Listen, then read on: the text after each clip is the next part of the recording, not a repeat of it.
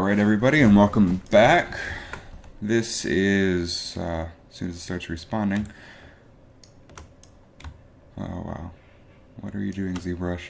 Okay, this is where we left off pretty much last time. What I'm going to do today is I'm going to try to redo the scales and work more on the facial detail. So, I'm pretty happy with the scales in the back. I think they're a good size. I think the ones up front are way too big. So we're just going to smooth those out first. And having the extra bumpiness from just smoothing these out will definitely help in the final look. And we can actually hide these things so we can see more of the skin to add scales to. And we can also go ahead and hide these. Hello! Ah, shoot. I pressed the wrong thing. And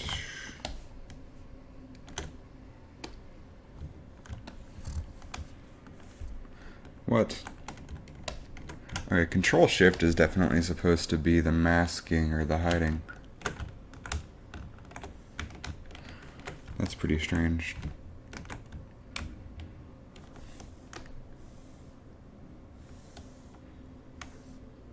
Select rectangle, there we go. What? I don't know why it's not letting me hide stuff. 'Cause that's masking. Whatever. We'll just ignore that and get back to smoothing down the scales that we don't want. Okay. So all the scales back there I think are tolerable. And a lot of the final detail is going to come through in the textures that we're going to get to eventually. So I'm just going to keep smoothing this out. Leave some of the bumpiness. Hey Mason, what's up?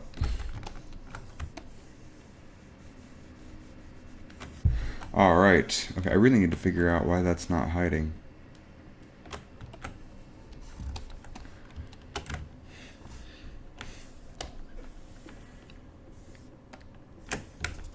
There we go. Now we can actually get some work done.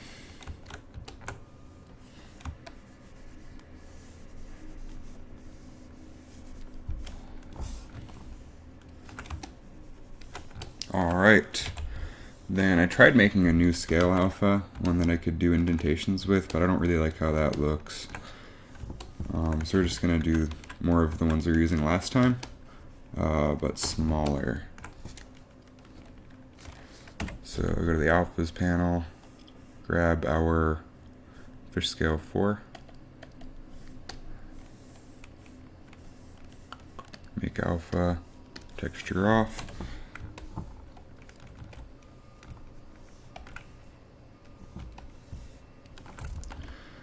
And go up a subdivision level, which is going to murder us. And we're going to have to smooth these out a little bit more at the highest subdivision level. But after smoothing it out on a lower subdivision level, it's a lot easier to smooth it out on a higher subdivision.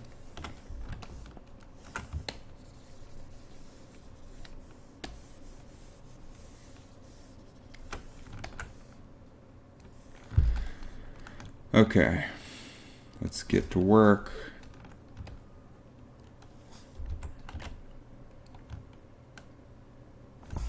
I think what we're gonna do is just start up here.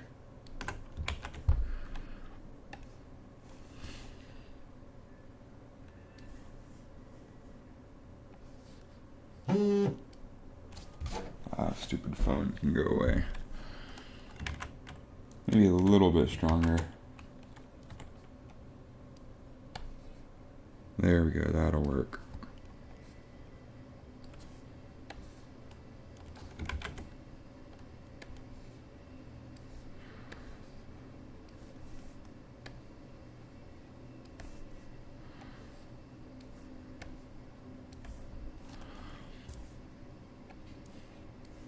And we're just gonna add scales. Boring as all hell, but gotta be done. Oh, these are actually diagonal. I want them to go pretty much straight like that. Let's start towards the front, actually. That way we can get a good line of which direction we want them to face.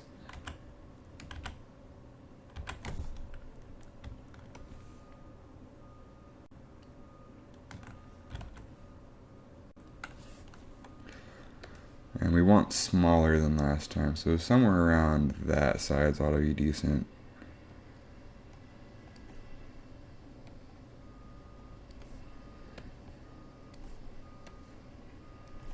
And these scales right here aren't even going to be seen.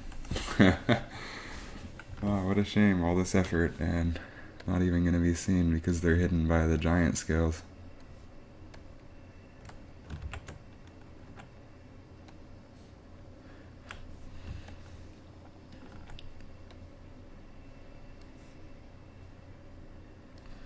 Which normally I would fix that indentation right there, but since it is hidden from view, I'm not going to worry about it.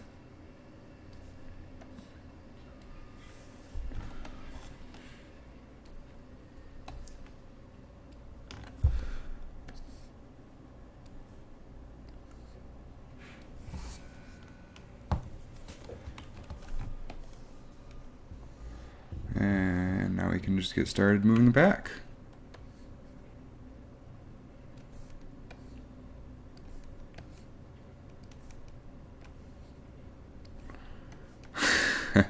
This is going to take a while.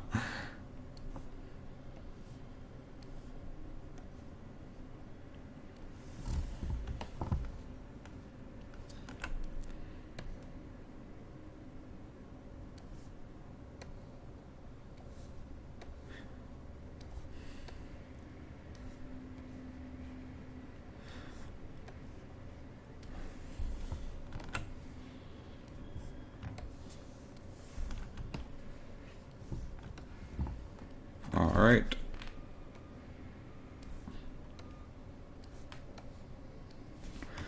Maybe even up the intensity just a little bit more.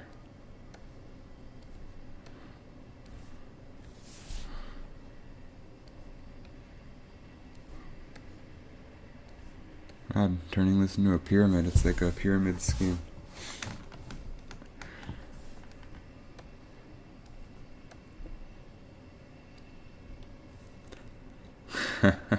How are those Ethernet drivers?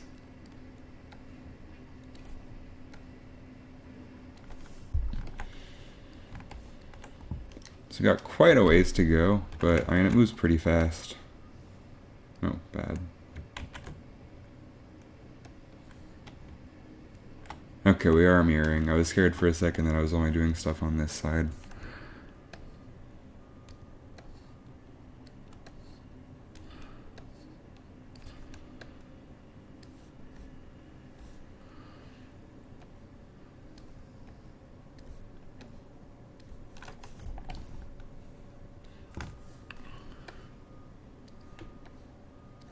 I can throw in the occasional small scale to get some variation.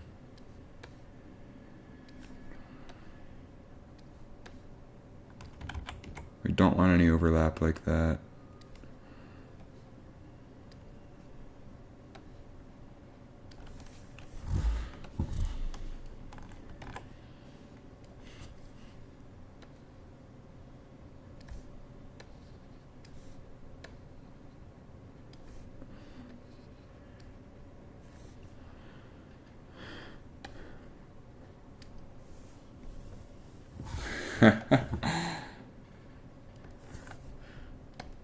Yeah, I'm working on like maybe 25 megabits per second. And it's not cheap.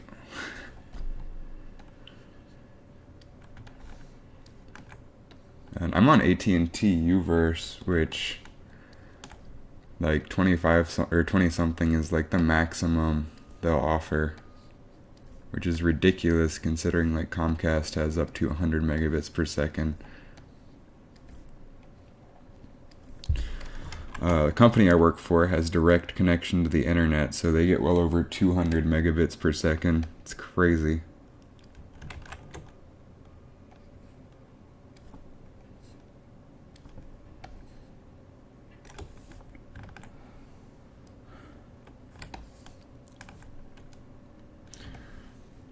I really like the variation we got back here with some small ones, some big ones, so I'm going to try to get some more of that up here.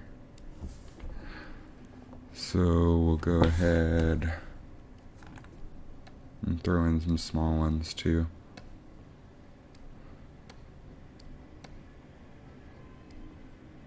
Got a little bit of overlap there, but I think that area is still covered by the big scales. It's not going to worry about it too much.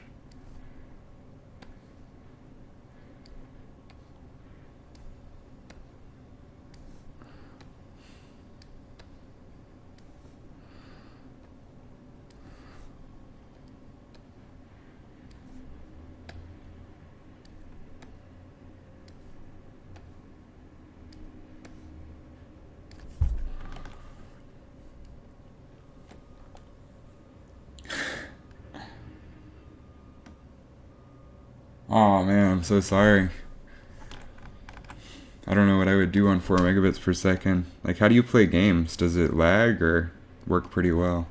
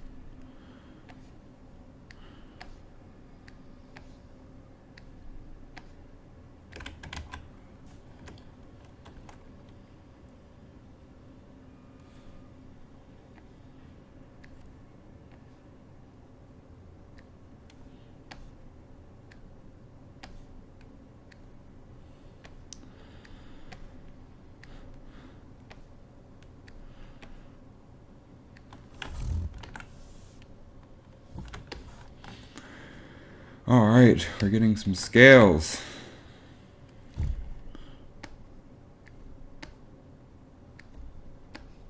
And after we get the scales in, we're going to have to smooth them out a bit and add some more skin detail, because just having the scales like this is not enough. Although once we get some like actual color maps and stuff in, it'll look a lot better.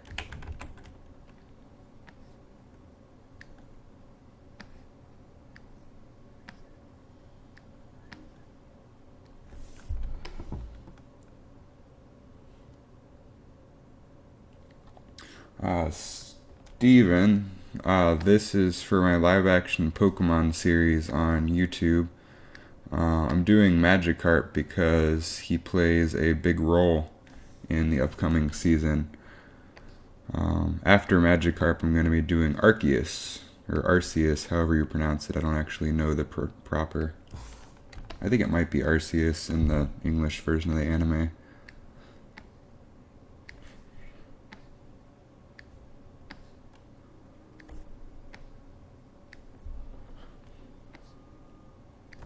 Also, fish is just a huge challenge because there's so much tiny detail that has to go into it to make it look right.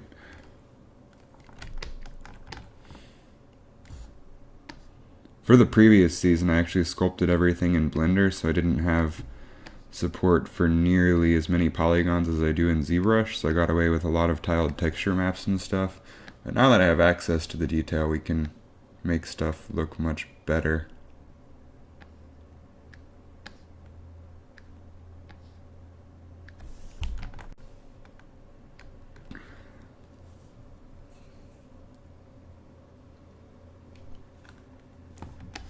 Yeah, we have a story. I need to make an animatic, get all the pre-production stuff done this month, and we're going to try to shoot in October.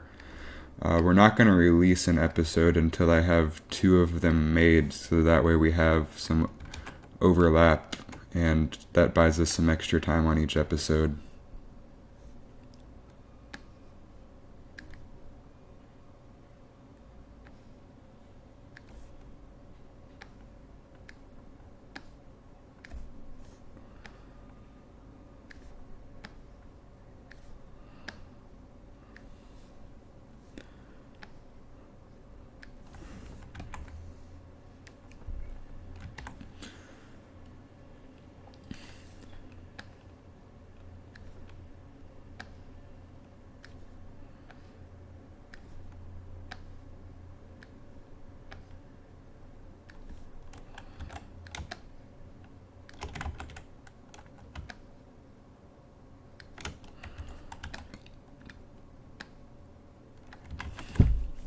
Oh, the scales up there are just a mess.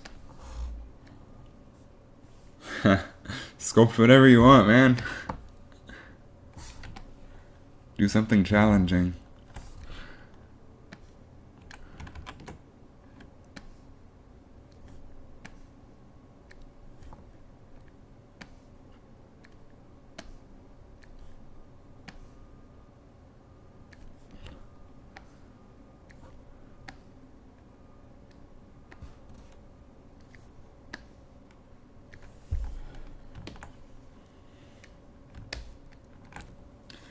We're getting there. Just a little bit left.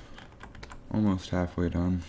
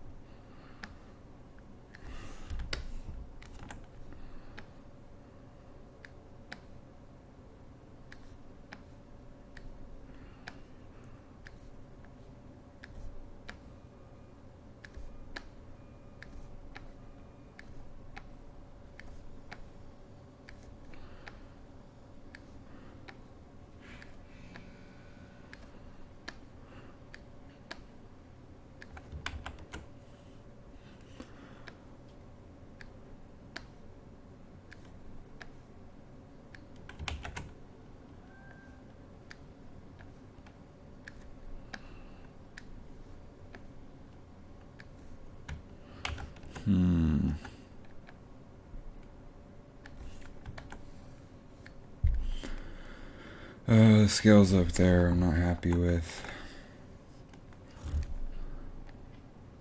I'll make it work, because I don't want to redo this again.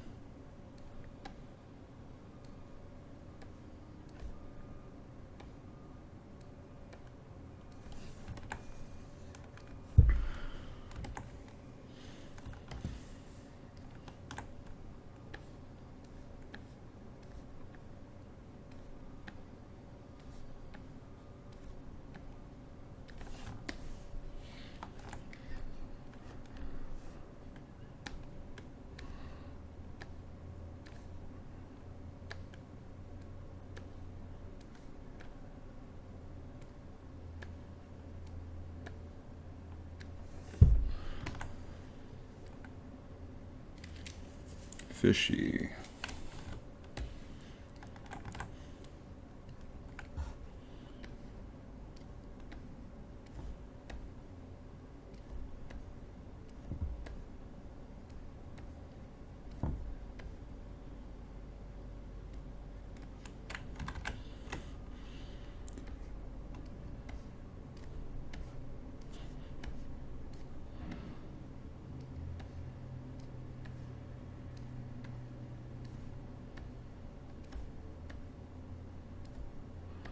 And if we have any overlaps, we can smooth those out manually. It's just a pain.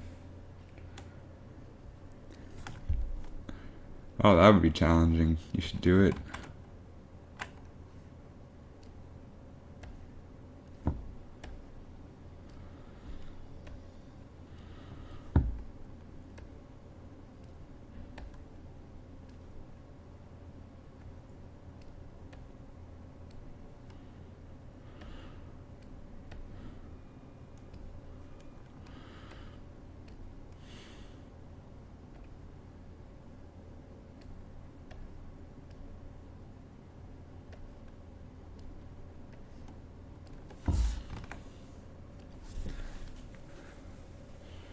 Alright, so from a distance, it catches the light pretty well. I think it's looking alright. And once we have subsurface and some color detail and stuff, I think this will look pretty decent.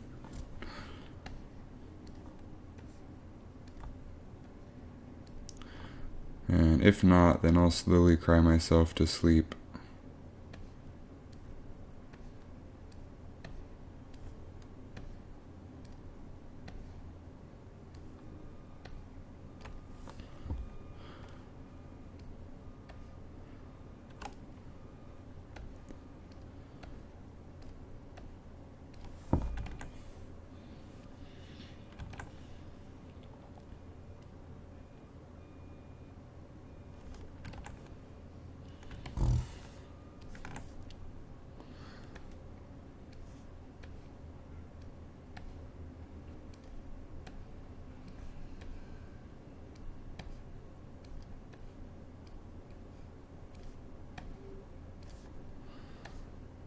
Still think some of these scales are way too big.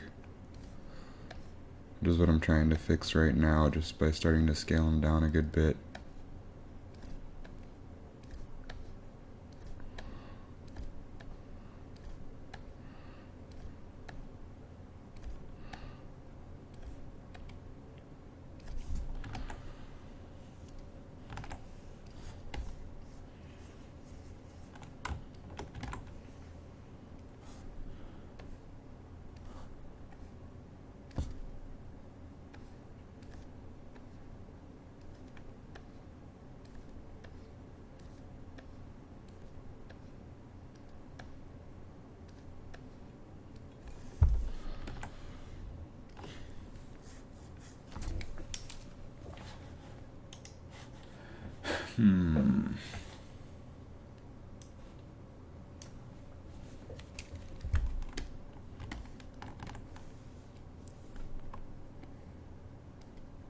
Oh man, how awful would it be if it crashed?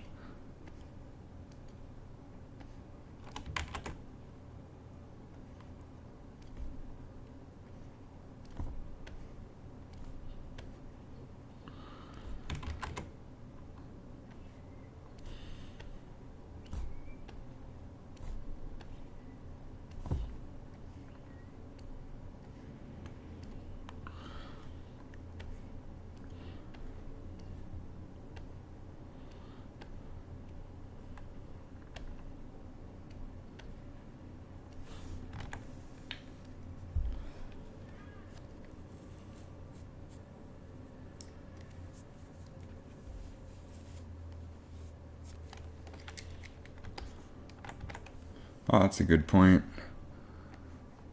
I was just gonna hand paint where they are, but inclusion map might save a lot of time to get that scale detail. I don't know if you can do AO maps in ZBrush, maybe. I'm gonna Google that right now, actually.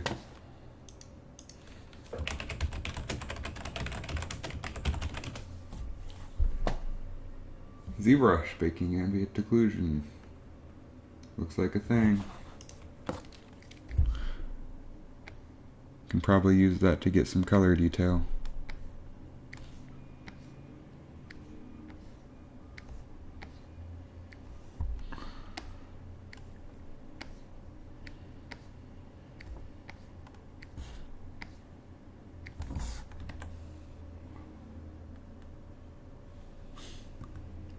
It just takes practice.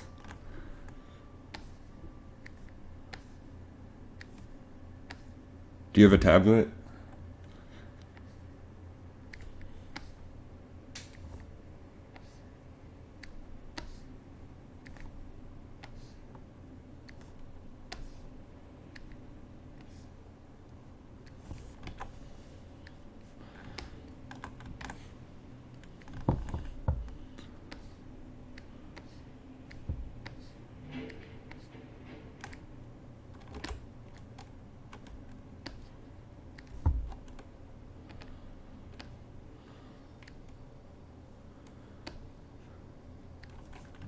Which model is it?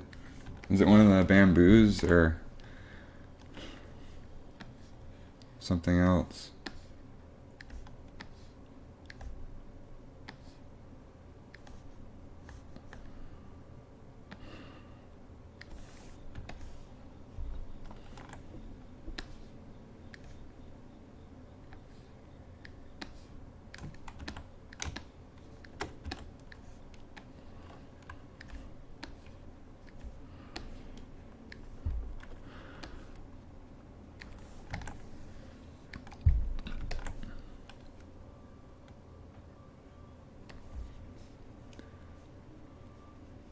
Intuos Fun. I've never heard of that. I've heard of the Intuos 4, which is a great tablet, and the Intuos 3 and stuff beforehand.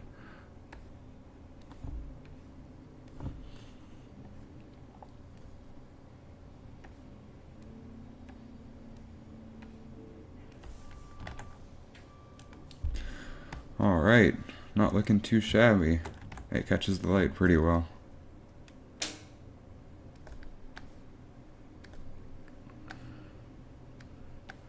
which mostly what we're looking for, and we want the colors and stuff to be blurred out in the subsurface. Mostly what we're looking for is how it catches the specular.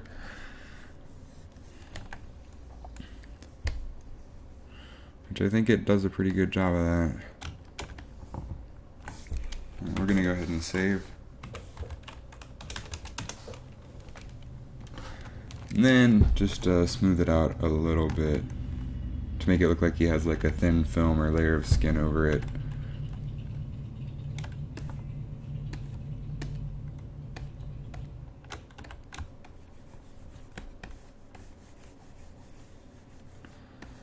All nice and rounded out.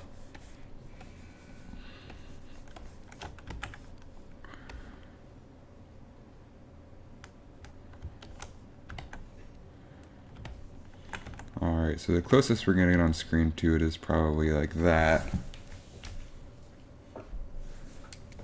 Oh, I mean, probably looks smaller on YouTube, but anyway. Yeah. Hey, Oscar, what's up?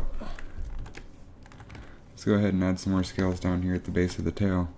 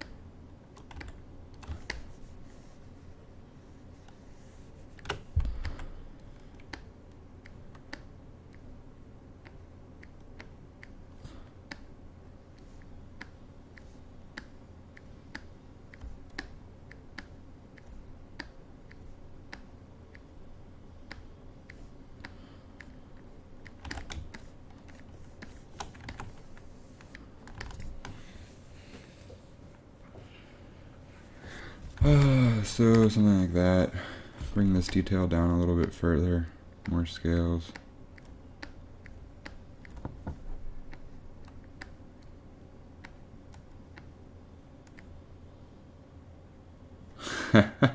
Have fun.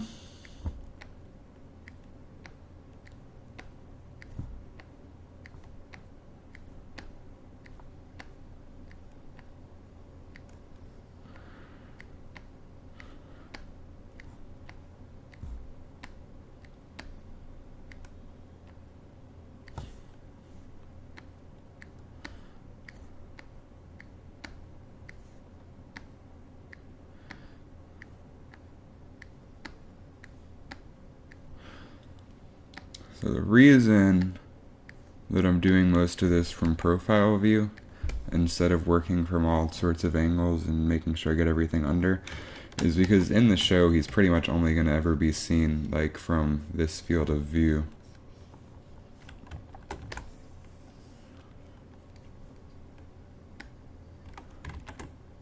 Oh, that was backwards.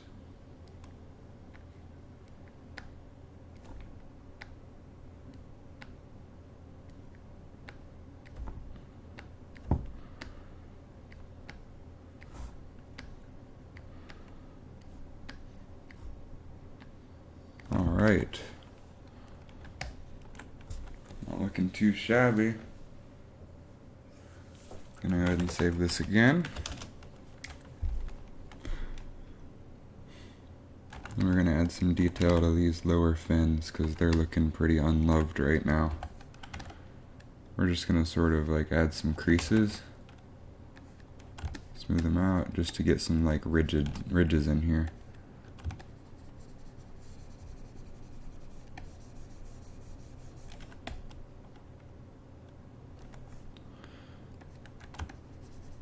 Can probably even lower the size and the intensity.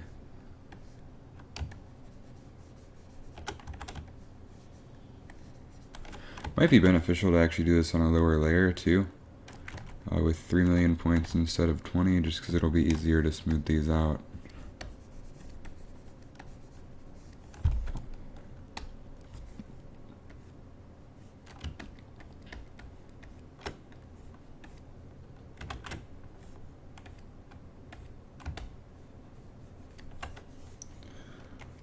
like so.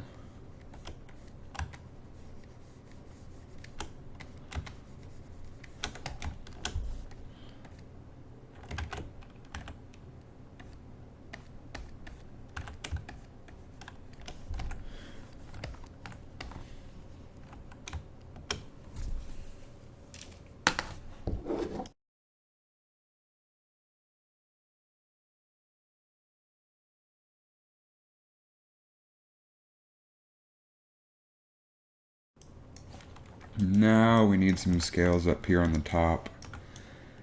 I was not looking forward to this. So we're going to go back to the higher subdivision level for that. Give it a second to catch up. 15 million polygons is a lot. What we can do to make this a little bit faster, it's already running pretty well. It'll just run better if we hide more stuff. So we can hide everything that's irrelevant.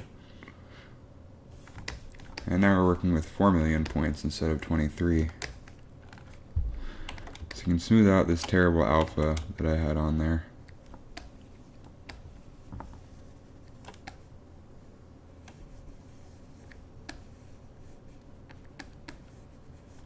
Still keep a little bit of the bumpiness just because it'll help.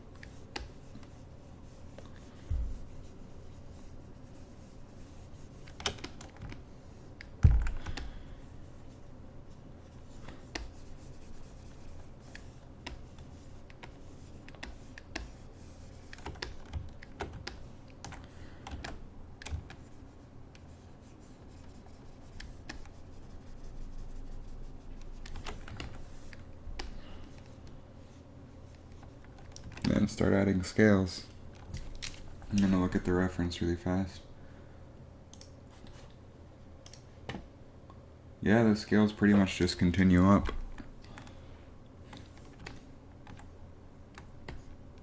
I did not tell you to do that. Let's see, brush. Okay, so how do we want to do this?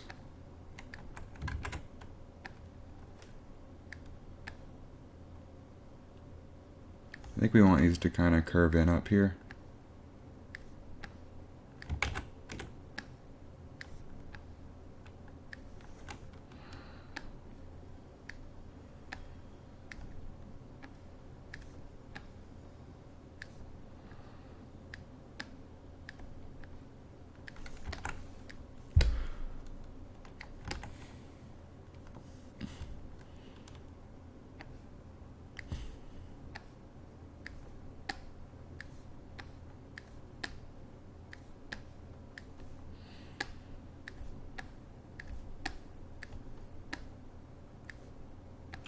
I did not leave enough space. So now these are not going to match up great. Well, they look alright. They're decent. I'll have to do.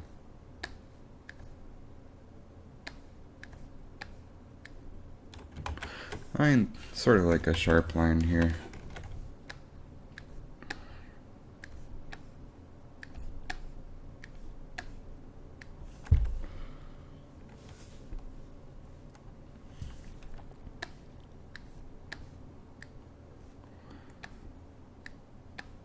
Do not have a lot of geometry up here to work with. You can see the jagged polygons. When we're at a distance, that's not going to matter so much, but it's still not the best thing in the world.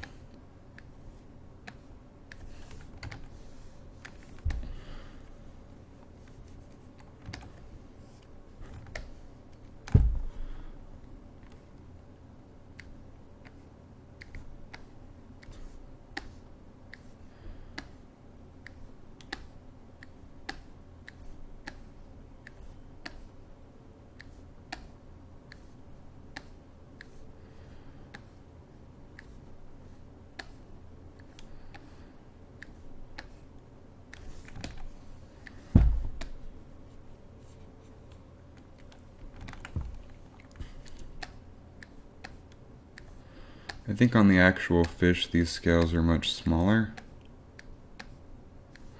But again, from a distance, it's not going to matter a whole lot, I don't think. we can make him look pretty decent with materials and shaders in addition to the sculpted detail.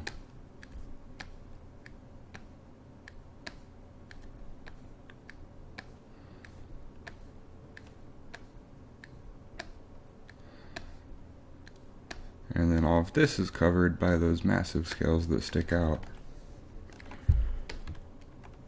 And let's just make sure. Yep. Cool.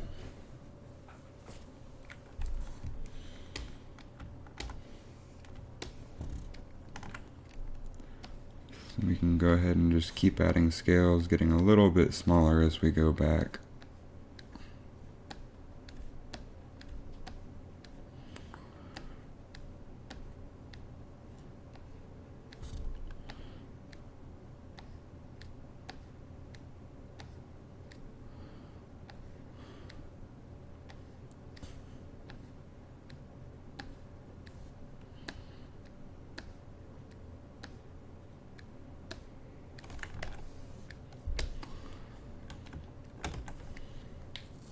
I'll take it.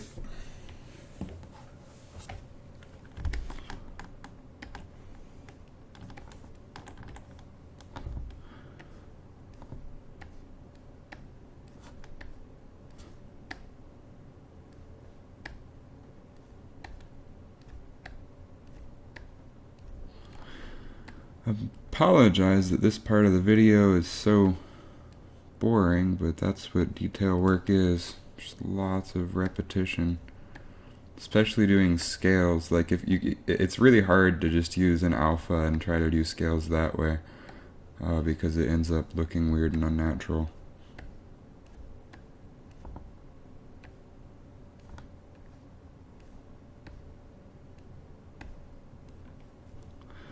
That's looking bad. Okay, I'm just gonna add a row here and then blend between the two. I don't know if he can learn anything other than Splash. Let's reference Bulbapedia here.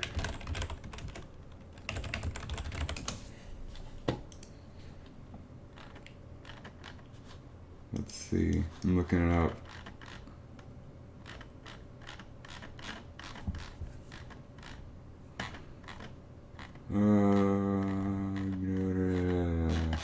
Pokedex entries. Oh, at level 15 he can do Tackle, and at level 30 he can do Flail. So he's not completely 100% worthless, and Magikarp actually has this sort of secret thing where if he's level 99 or 100 or something, I think, is 99 the max? I'm not actually positive. I don't play the games that much anymore. Anyway, he can...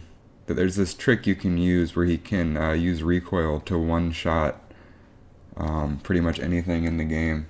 It's awesome.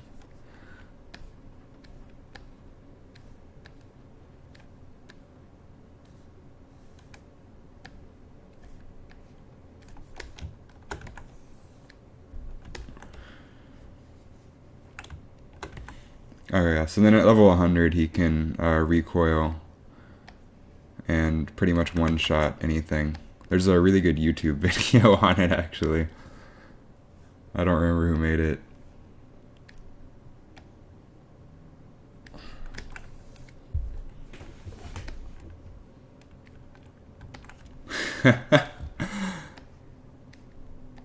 Do you have a level 100 Magikarp?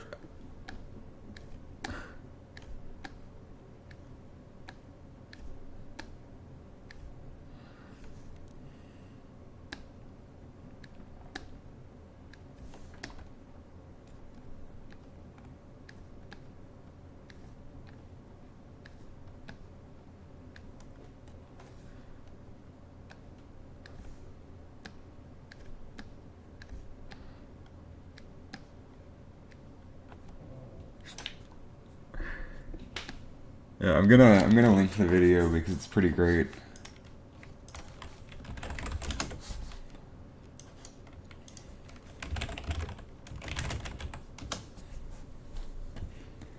Yeah, here it is. Give me a second.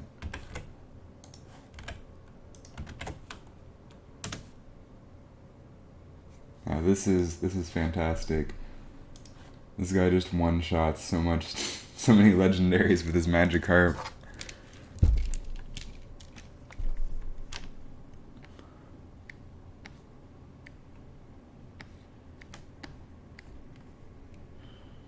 Proving once and for all, Magikarp is pretty much the best Pokemon.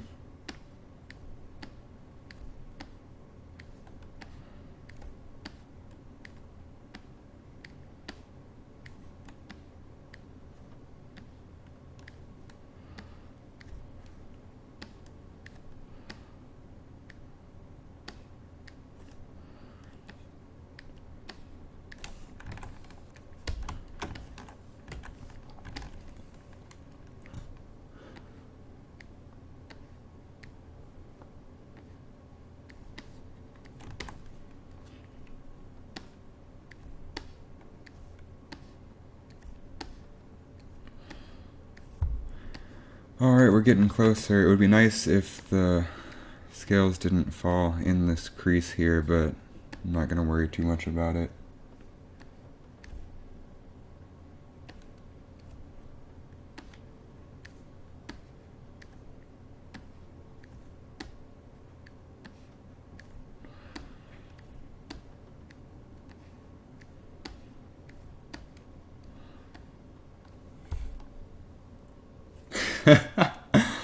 Oh, I see what you did there.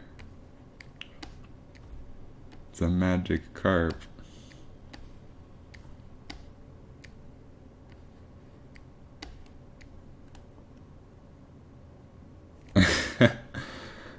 We have big plans for Magikarp here. In the actually premiere of this season, which we're gonna try to film in October. I'm spending all of September on pre-production, which means getting sets, assets, and everything together, including animatic. Because the previous season, we winged almost every episode completely. It was all mostly improv. This one, we actually have a story, and it should be a lot funnier. And just overall better.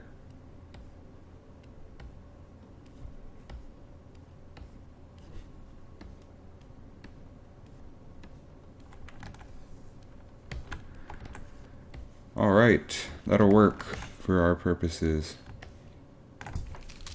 And this back fin thing, we need to get some texture detail in there, so we're going to use a different alpha for that. There's this cool leathery skin wrinkles alpha that I like.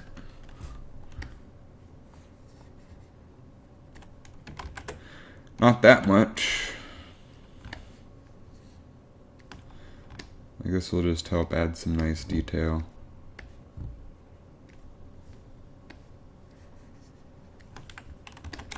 And smooth it out. Just want to break up the specular.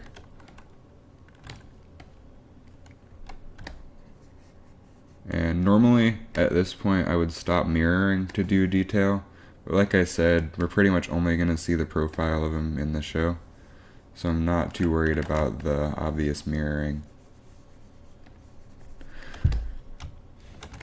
Gotta save myself some time and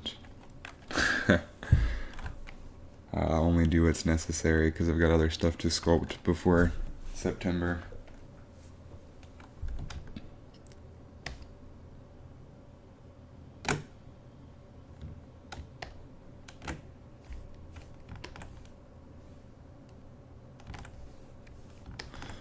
Alright, looking pretty snazzy.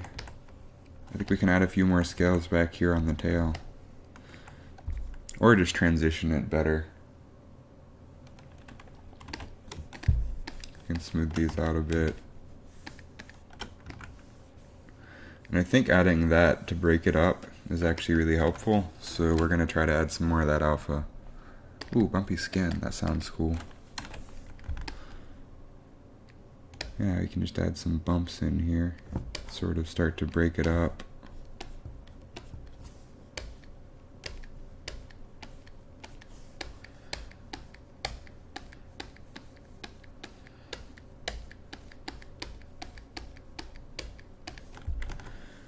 That'll just sort of help it transition a little bit.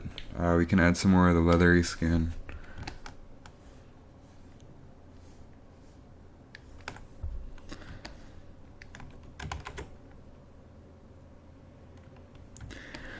I don't know. It depends how far we get. It's sort of figure it out as I go kind of thing.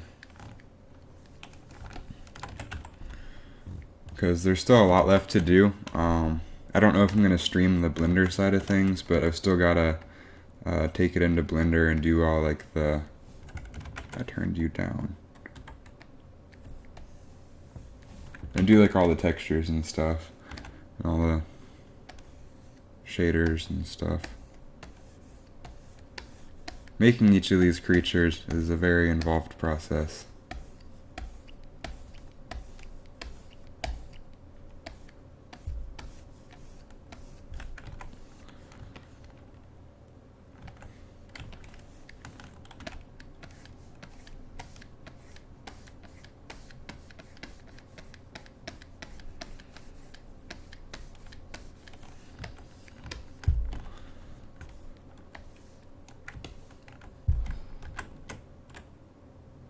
Yes, everything is composited and tracked in Blender. Final tweaks and edits are done in After Effects. I actually sculpted everything last season in Blender, but now I have ZBrush, and ZBrush is better for that kind of stuff.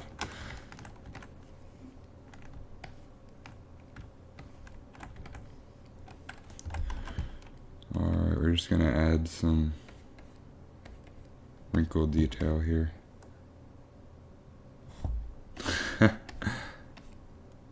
That's all good.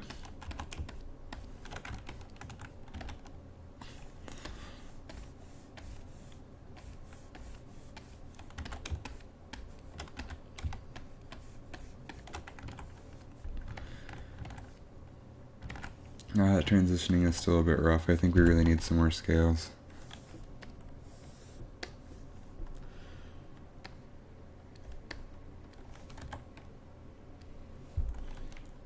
Hooray! More subscribers better.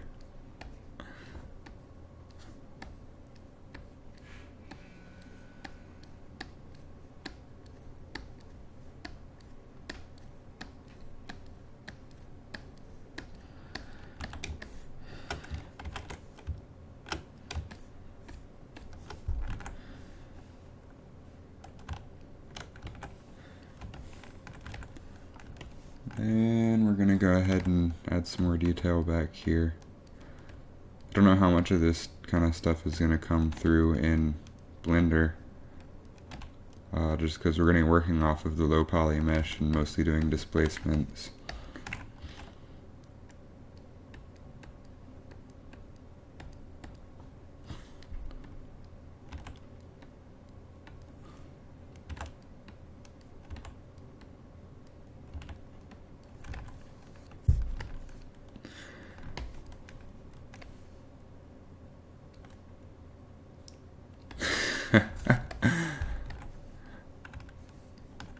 In Pokemon lore, probably not.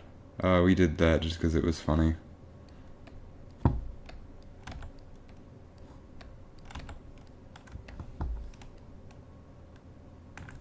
Oh god, no. The Blender game engine is not very great for doing that kind of stuff. And I don't know how to program.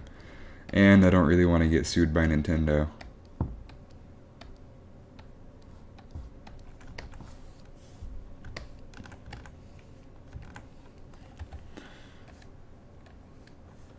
Oh, come on, ZBrush.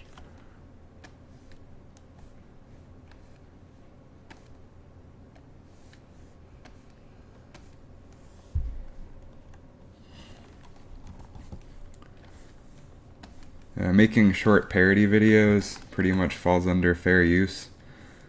But making a game, I could get sued so hardcore for that.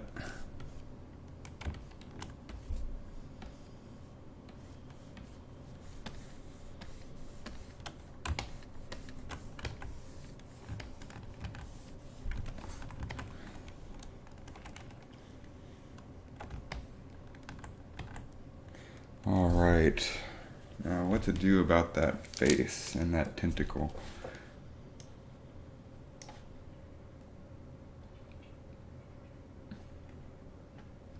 God, I wish they were making like a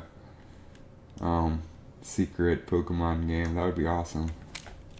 Okay, we're gonna stick to just using alphas for the face because the scale detail is way too tiny for me to realistically do all of that.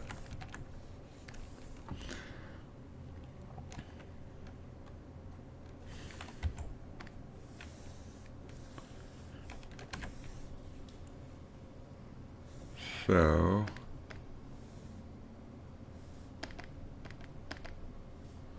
we're gonna come over here, make alpha.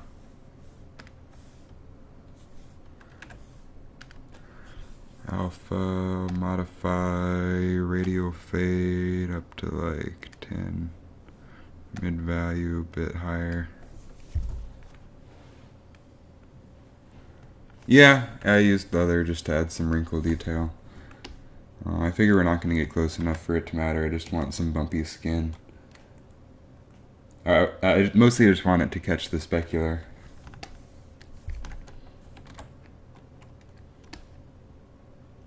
Just like this. It's from a distance, nobody can tell that it's leather.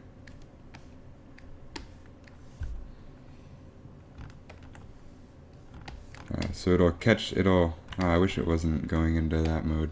I need to come up here and do the middle of the face. So we're going to turn off X symmetry and get some more of the simple leathery skin.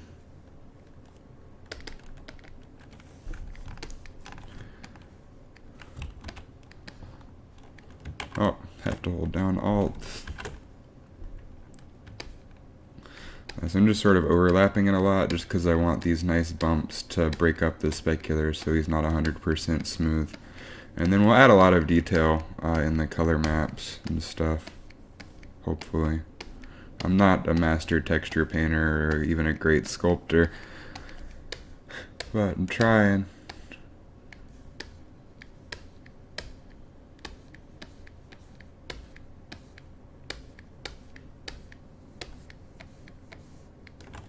Can probably up the intensity here a little bit, add some smaller ones.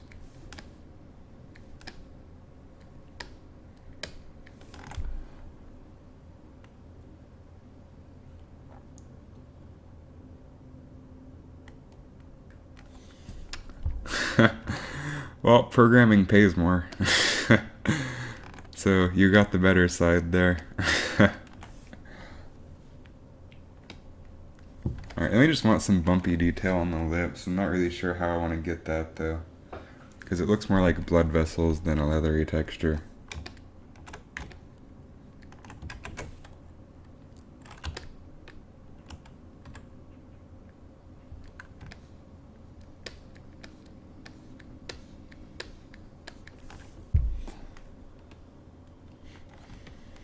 I think that'll mostly come through in the color maps because the lips are pretty smooth on the actual fish.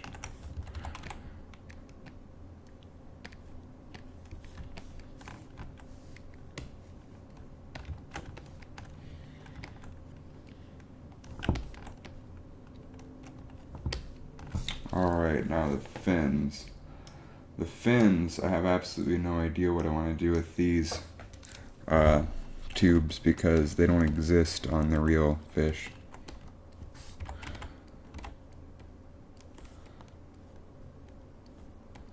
So I think what we're probably going to do is just rake in some detail.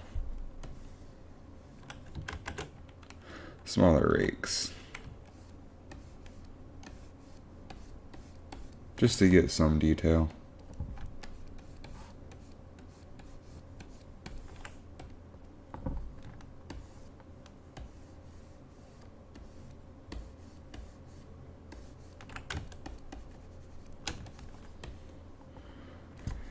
Backside doesn't matter so much.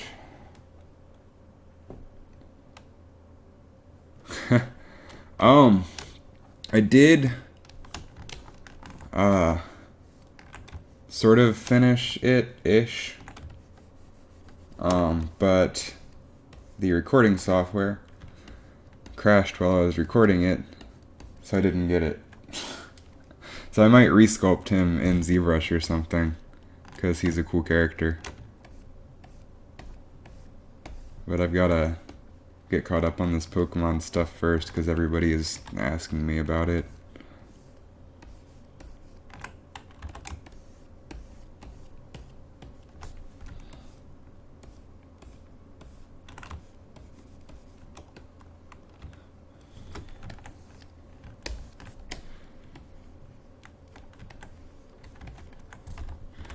Now we'll use Dam Standard a little bit.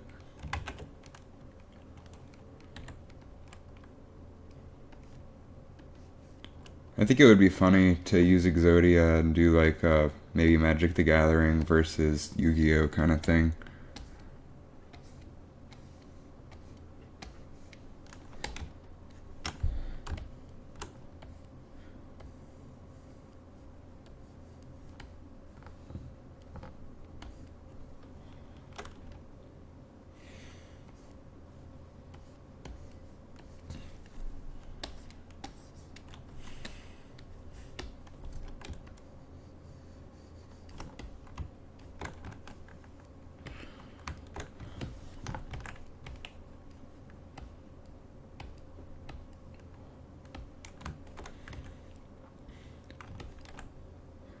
Alrighty.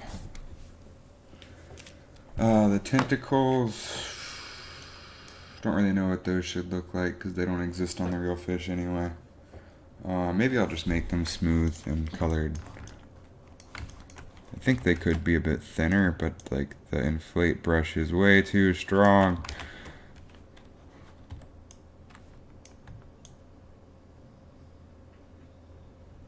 That helps a lot. And it stopped helping. Screw it. I'll make them smaller in Blender if I make them smaller at all. Oh, we already have a Voltorb, which we used last season. This season we're planning everything out, scripting everything, and only sculpting what we absolutely need. Last season was really more of an experiment than anything.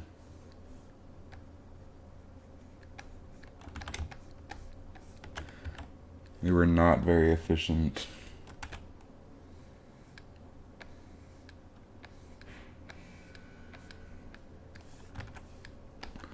Oh, I'm not mirroring anymore. Whoops.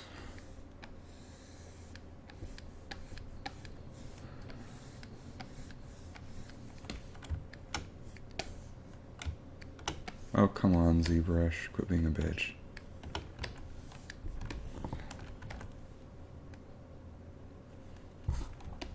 Gonna reuse some of the models, mostly probably Squirtle. So I'm pretty happy with him. I don't think we're gonna see Charmander or any of them. If I do Alakazam again, I'll probably resculpt him because I'm not too happy with that one. Dragonite makes an appearance, but I'm gonna have to make that one a lot more detailed. I'm probably gonna use the same base mesh though. Bulbasaur, I don't know if he makes an appearance. They're getting a lot of parts where like the Pokemon will appear in the background, like just walking through the streets and stuff with their trainers. And I'll probably reuse a lot of the models for the background models.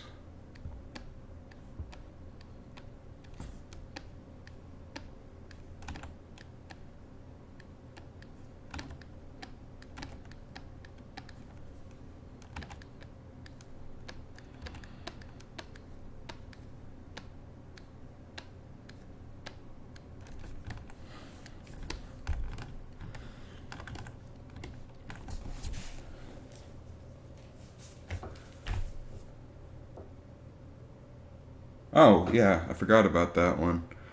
Yeah, he'll probably make an appearance somewhere in the background or something. I don't know if he's going to have a major role. I got a lot of positive feedback on that one, particularly. Down here, it's... I'll add some, like, bumpy detail, but other than that... I like this bumpy skin. Oh, whoops. Do not want an alpha on the move brush.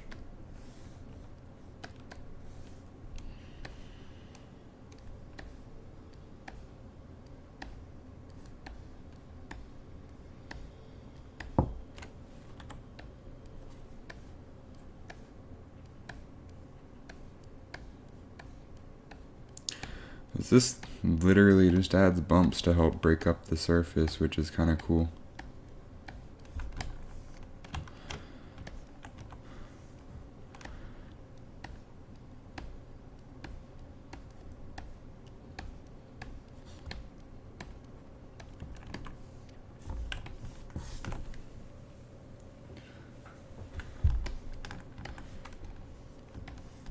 Alright, before we do any sort of UV unwrapping or anything, I'm actually going to jump over into Blender. And before we do any texturing, I'm going to try to jump into Blender and UV unwrap this guy, then project him back to the high-res model. So, what we're going to do for that is go back to here, our low-res model, and say export.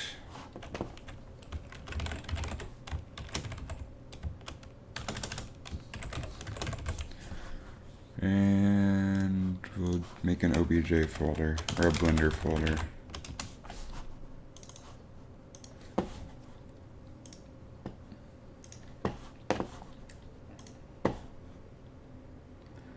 And I'm going to have to share Blender and hopefully it'll actually work.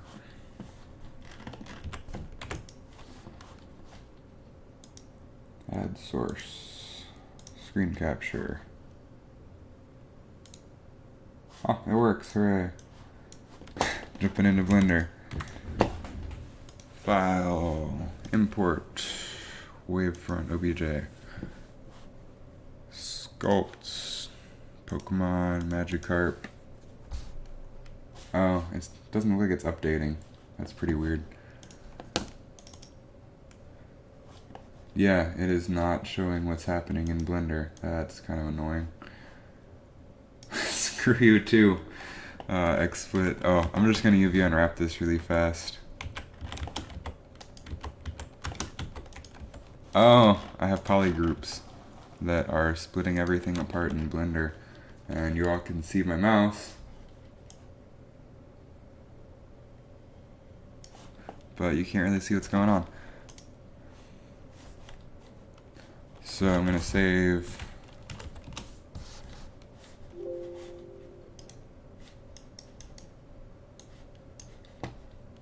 Get rid of the Blender process because it's not working. Then, so problem is, got all these polygroups in Blender, it exports each of those as its own individual object. So to fix that, just gotta come over here to polygroups and auto groups. Now we have one group. I don't know why the recording quality would degrade. Maybe it was when I opened two applications, I have no idea. Export Magikarp OBJ2.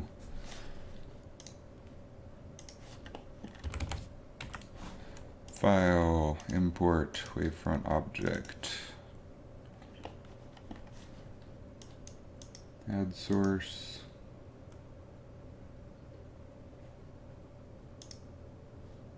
Nope, that didn't work. Add source Blender. That also didn't work. This does not want to cooperate today. It's normally actually the other way around, where ZBrush does not work, but Blender does.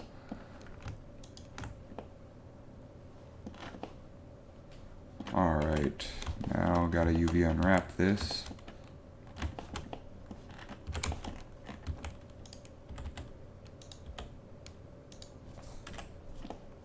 Oh dear God, this is messy.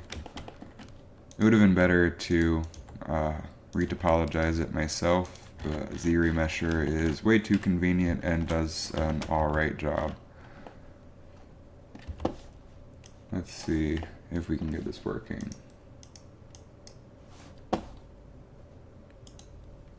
Nope, it still just shows the cube. Good job, XSplit.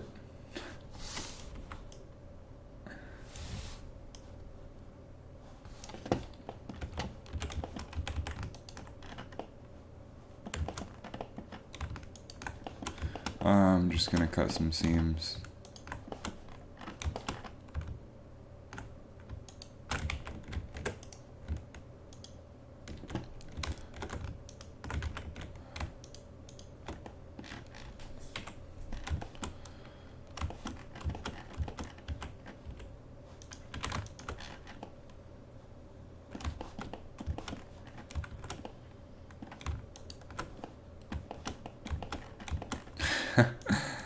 I apologize for this, but UV unwrapping is pretty necessary.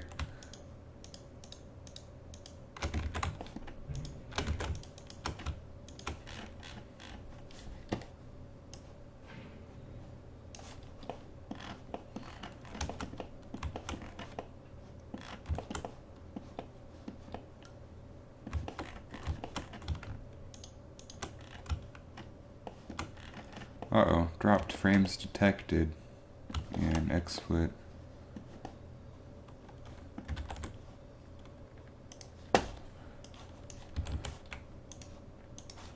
You unwrap. The low poly version of him is currently 19,000 faces.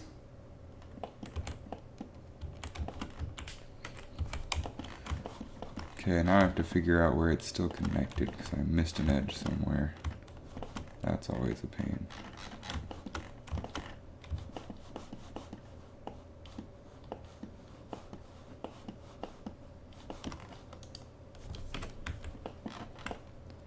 Aha!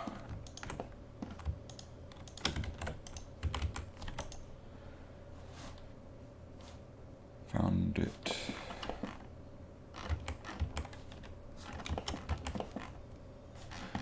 Now I have to cut the wings apart.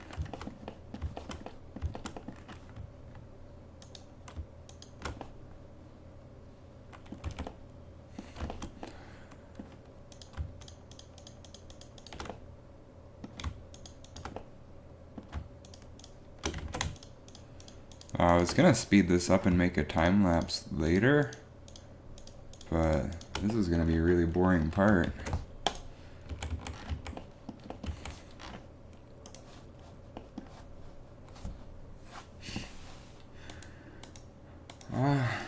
Let's delete the ZBrush region and now try Blender. And still not working. And still not working. Oh, wait. It's doing stuff. Is it actually updated? Oh, there we go. Awesome. I have no idea how I got that to work. This is pretty high density mesh for animation, but I'll make it work. Just because get better results that way.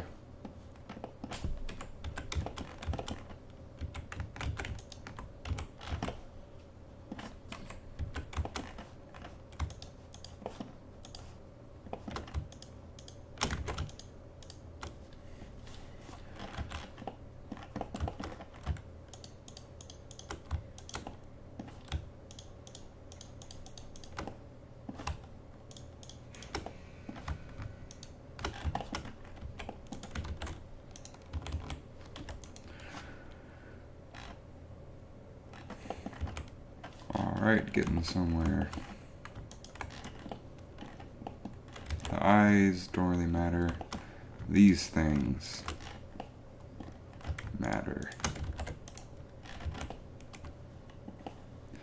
And we can cut away the insides.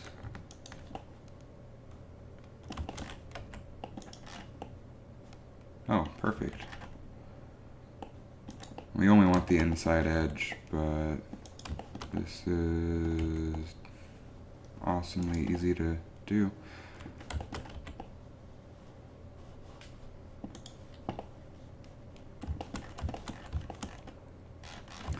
So we can mark that seam. We have to cut open these wings.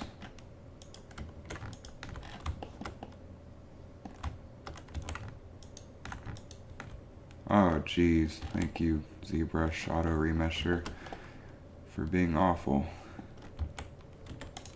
Anyway, without the tentacles, now his unwrap should be better. We also have to cut out the inside of the mouth. those will work. And we're doing all the texture painting in ZBrush, so it's not going to matter that much anyway.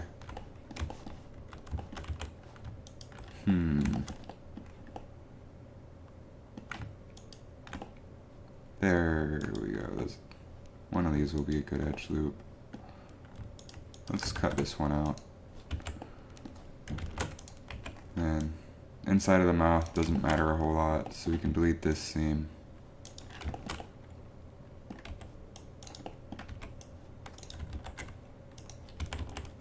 Unwrap again. You can also do a live unwrap in Blender, so it'll unwrap as you delete stuff. Oh god, what happened? Oh, I missed some edges.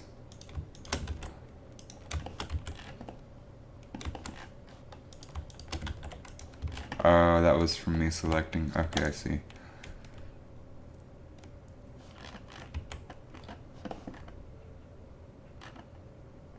Alright, now I gotta figure out what to do about these fins.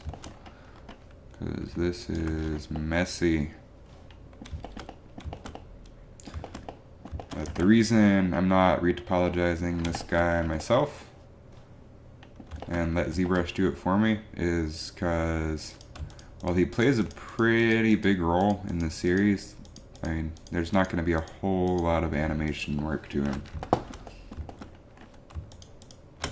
I don't want to spoil it, but his role is pretty awesome.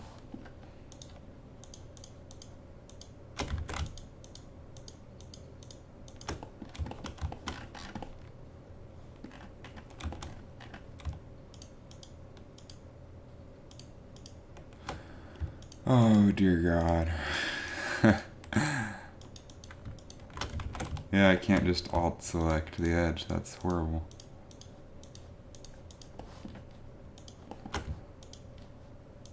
Can do this though. Yeah, this sort of like wraps around, it's messy.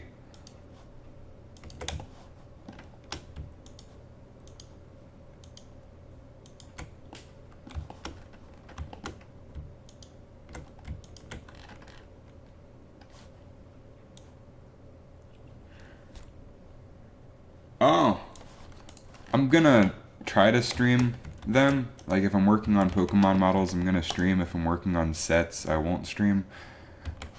Oh, that'll work pretty well actually. The streaming's pretty easy. It's just have to turn it on and get to work and talk some.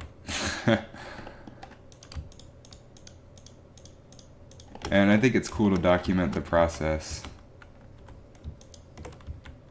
No idea what's going on there.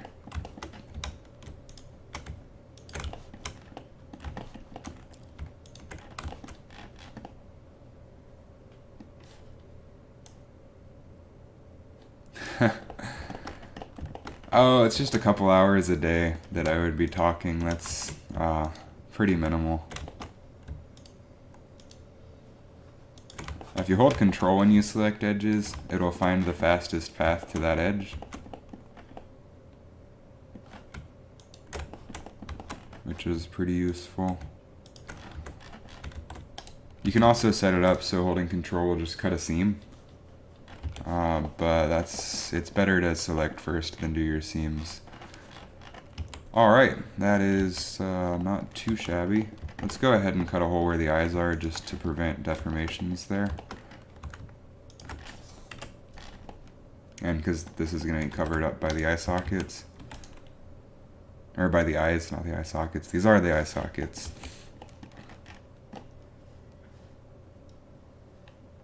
Alright, not too shabby. We could probably also cut off the head since that's hidden right here, and that'll give us even less deformation.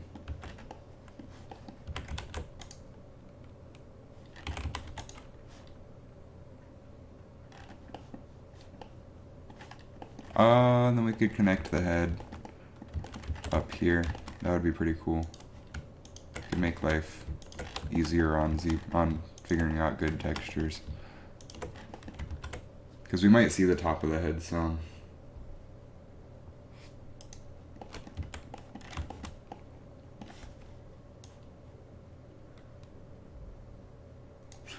For music, No, because I'm not a composer, and that would be a ton of work to ask of somebody. I have access to a royalty-free library of music, literally thousands of songs to pick from. So for background music, I mostly use that. I might get a friend who is a composer to do like some intro music or like trailer music or something, though.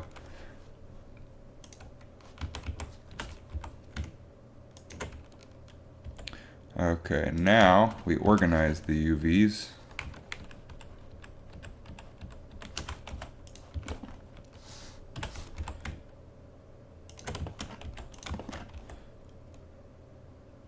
Something like that would be fine.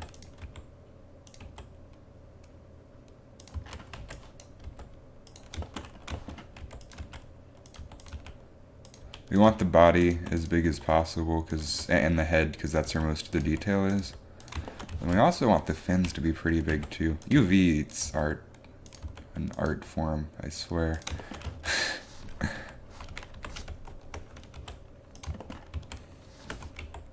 And the goal is to get them as big on the texture map as possible. And I'm probably going to do 4K texture maps and scale them down if I need to.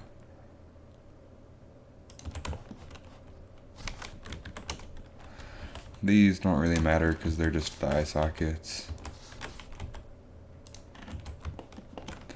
These definitely matter because they are our tentacle action.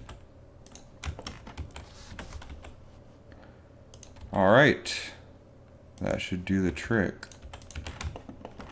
Oh, we've still got the mouth bag. Doesn't matter nearly as much as some of the other stuff.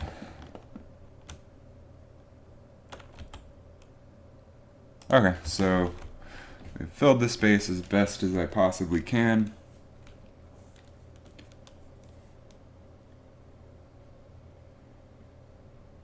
Which makes life better. Alright, so then we just have to export this guy. Save first, just because it's a good idea.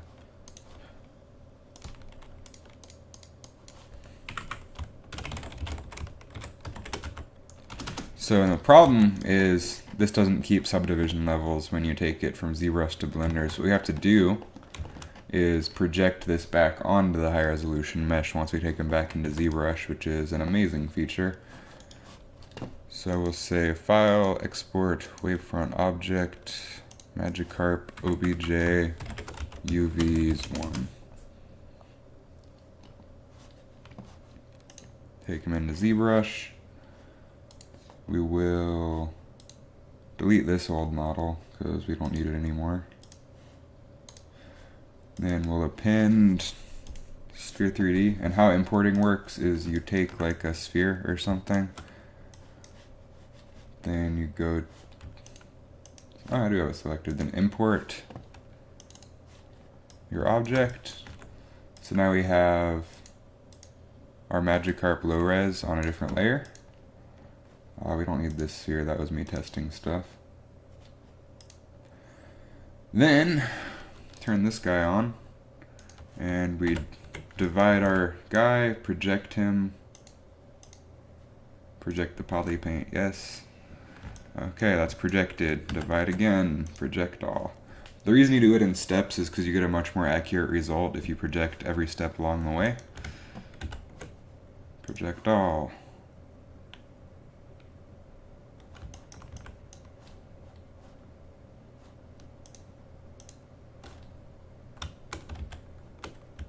Huh, it looks like it's not really projecting. That's pretty obnoxious.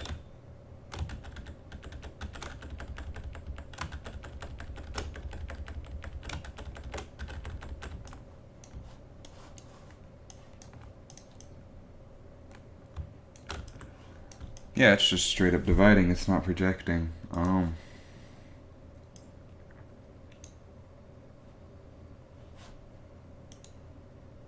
Should be. Project all. Do it.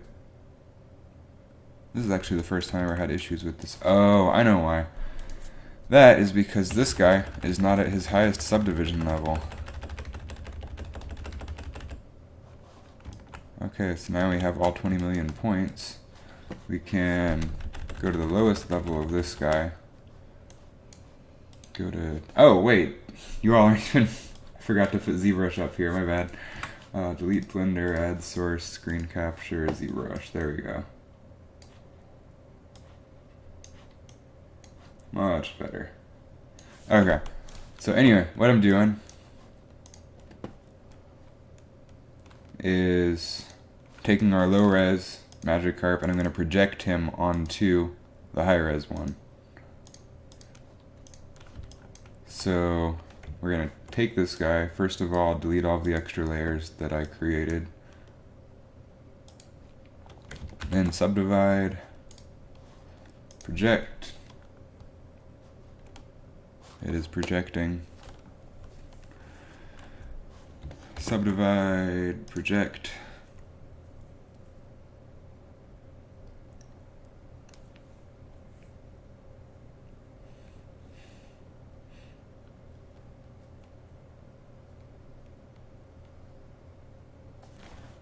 Subdivide, project. I have to do it every step along the way, as I was saying earlier before I brought it up.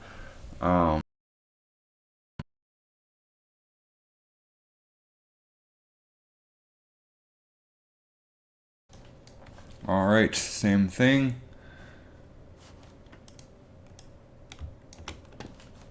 Subdivide, project.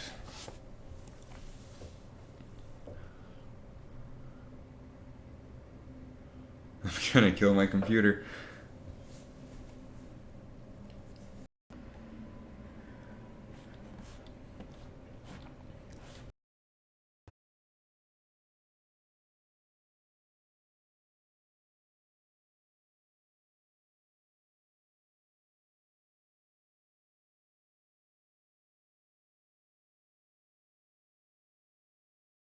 Thinking very... Alright, it did it. And one more time. This is going to take even longer, and I'm going to save before I do it. So we're going to save Magikarp 24.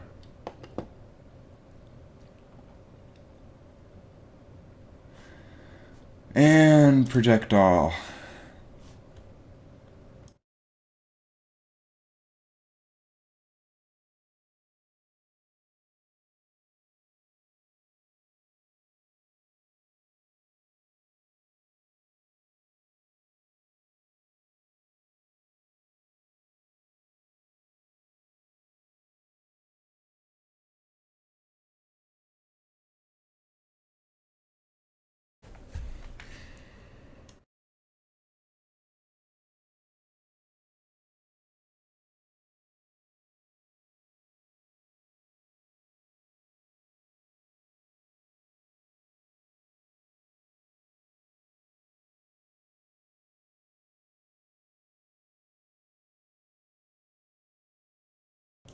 Alright, it finally responded.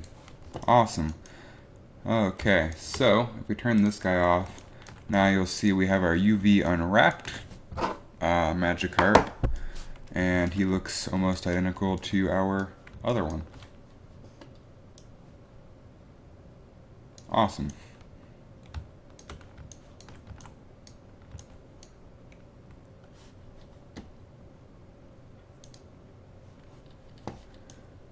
And it is dropping frames, probably because of the high processor usage. But anyway, we can sculpt some more detail a bit later. I'm going to start on the texture mapping, or on the coloring of him. So what we're going to do is just sort of start to paint these scales.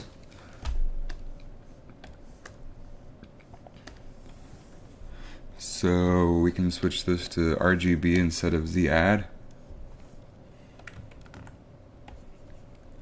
And we can, it looks like, hey Mason, welcome back. You did not miss much. I UV unwrapped it. Now I'm going to start doing some texture painting a bit.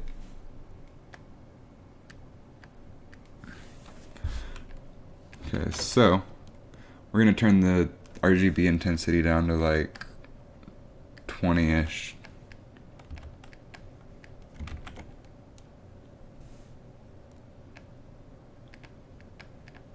So you can just sort of start to paint in some fake occlusion for these scales.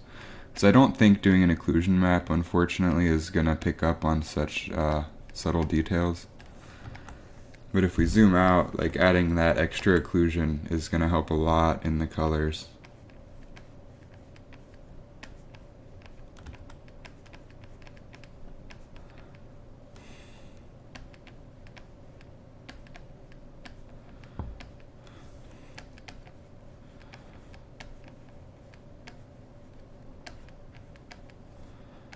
Oh, and then I took the UV mapped model, took him back into ZBrush and projected him, and it took a very long time because it was killing my computer.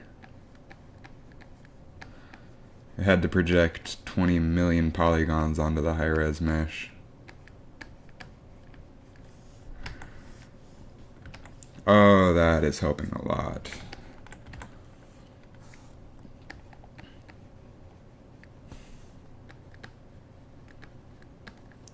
So this is just one of the first steps. We're going to add lots of texture detail to see where that takes us, and then add more actual sculpted detail, I think.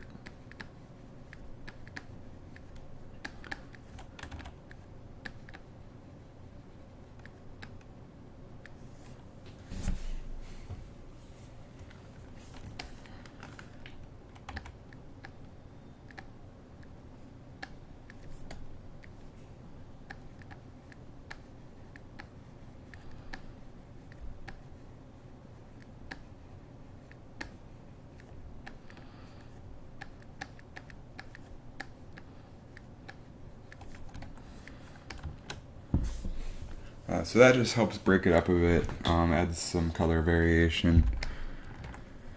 Overall helps.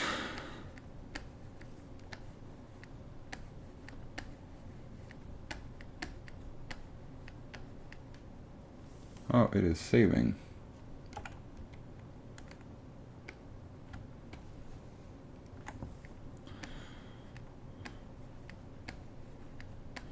None of this has to be perfect, it's just really just all about getting some detail in there.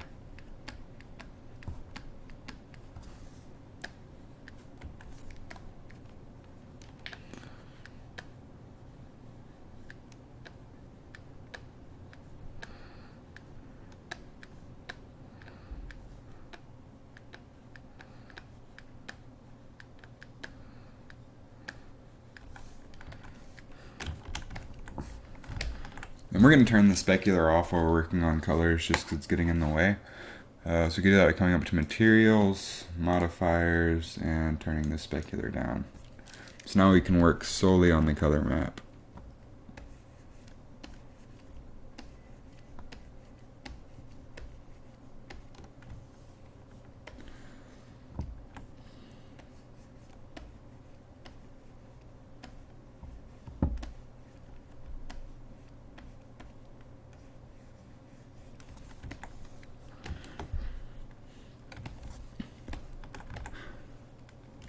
And we can blur out the color map a bit when we're doing subsurface in Blender.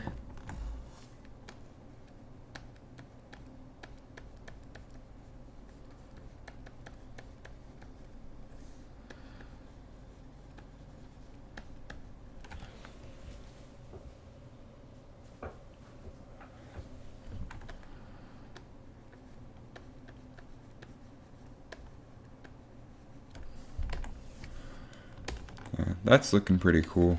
I think some of the ones up here are a bit dark, so we're gonna lighten those up a bit.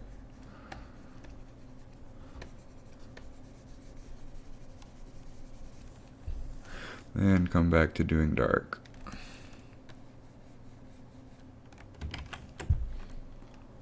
And I think we can actually up the intensity just a bit so the lighter strokes register better.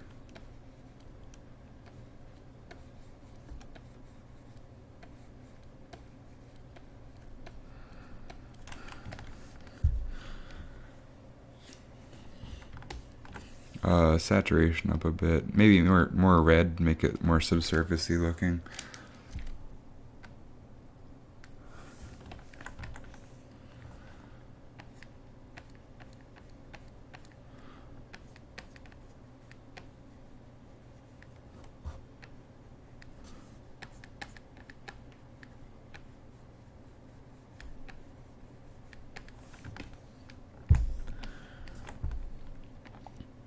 I really like the bump detail down here on these scales, so we're going to take some alphas and do that at the smoother scales up front too.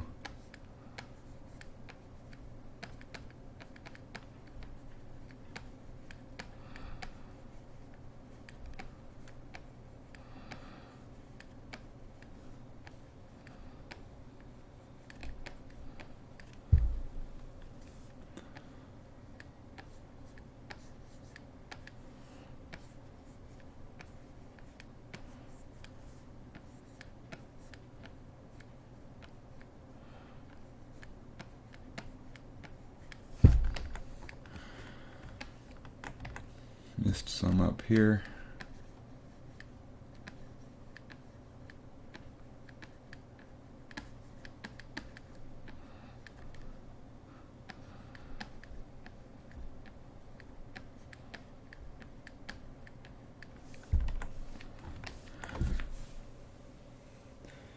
And that's just sort of helping us to emphasize these a bit.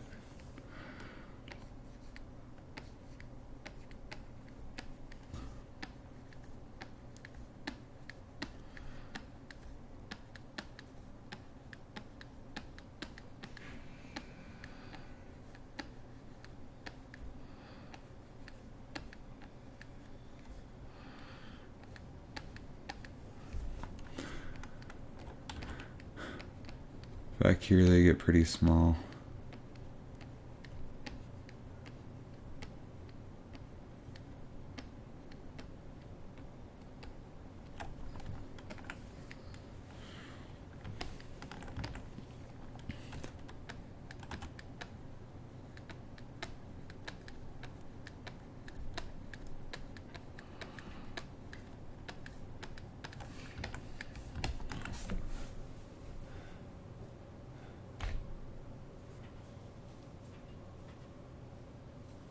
Yeah, so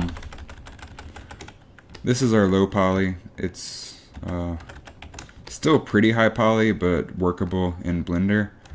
I UV unwrapped this actually while you were gone.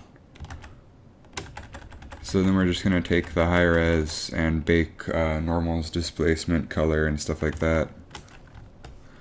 Because how a ZBrush works for painting is it's a poly paint, so this is literally coloring individual polygons when I'm painting. There's 20 million of them, so you can't see them individually. Like, it's not a traditional texture painting program like Mario or Mudbox or even Blender's texture paint.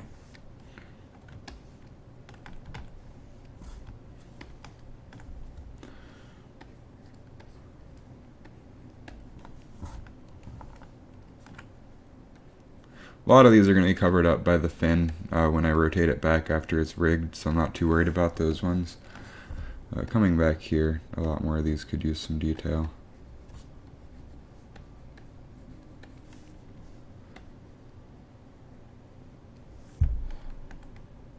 Yeah, it's pretty much exactly like Vertex Paint in Blender. Just millions of polygons, so it works pretty well for painting textures. Then we can export or bake a texture map from it, which is pretty cool.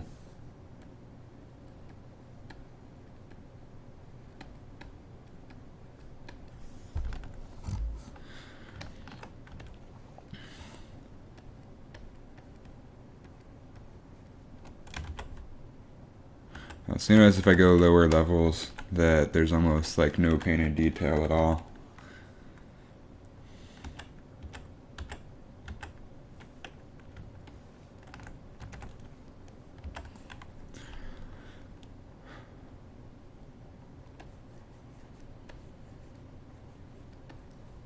A lot of people in industry and almost every studio uses Mari for texture painting because that's like, it's really good at it. I don't have that kind of money, so we're just going to be using ZBrush for textures.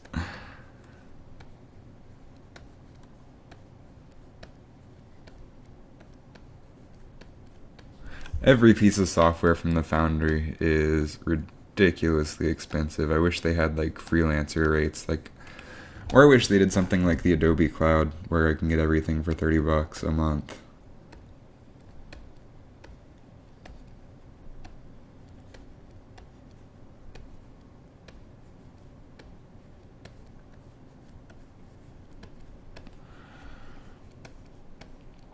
And I might actually set these guys up in both Cycles and RenderMan, because RenderMan does better displacements and has vector displacement, which could be useful here.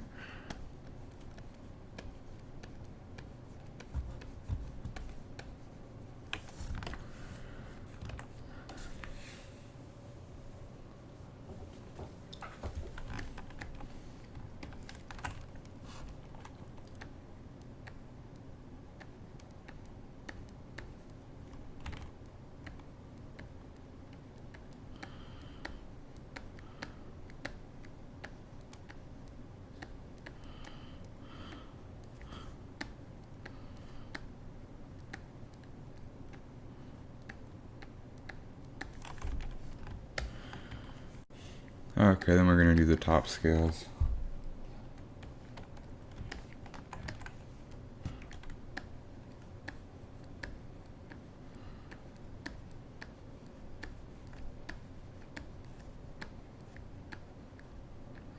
The only problem with RenderMan is it can't render on GPU, which is really unfortunate.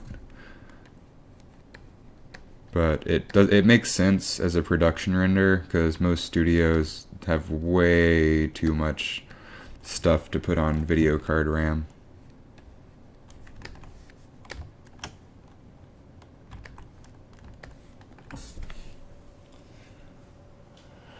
Ugh.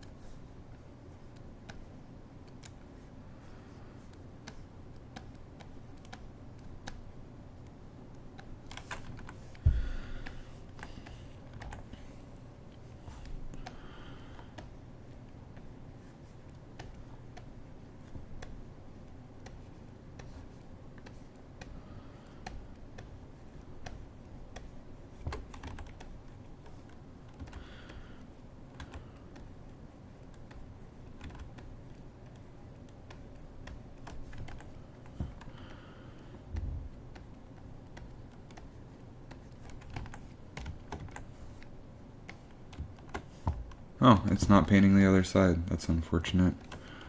Whoops. We'll have to do that manually later. But from here on out, I'm going to turn on X mirror. And that should... okay. No, I render everything locally. I have a pretty decent computer though. I've got the i7 5820K processor and a GTX 980. Probably gonna get a second 980 or a 980 Ti pretty soon.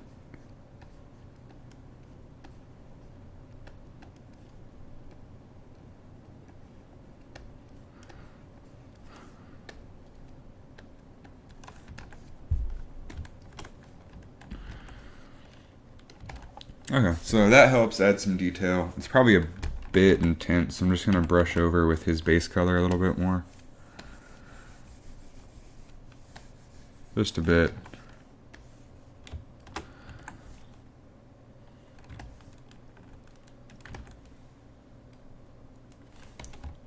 We're gonna hide the fin.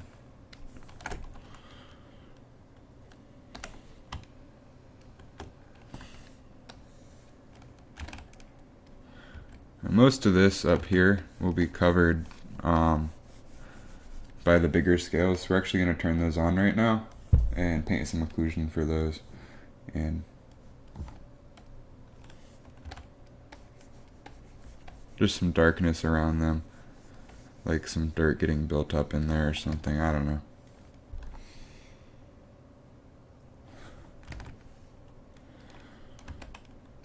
Yeah, the computer itself ran for about 2700, and then the Cintiq plus stand that I'm using was another 2700. Most of that was freelance money. I like to put my money that I get from freelance projects towards new equipment because it just helps me do better stuff.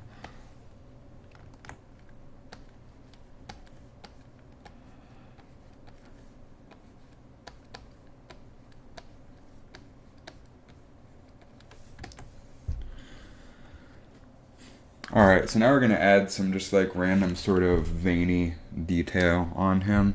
So we're going to take this orange, maybe go for a little bit more yellow, more saturated. Just break up the solid colors a bit.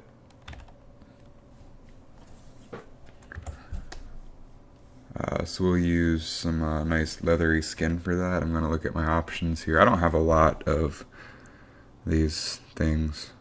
Alphas. I could probably get some more. I wonder if there's like a Veins alpha. I use the 27-inch Cintiq, which is the tablet monitor.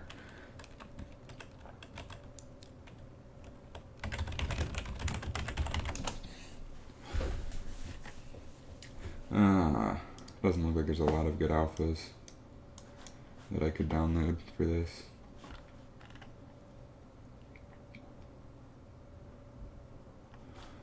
Surprisingly, concrete always makes a really good alpha for weird skin detail. So I'm gonna take a dirty concrete texture and into Photoshop and make an alpha out of it. So I'm just gonna go over to here to CD textures really fast and find one.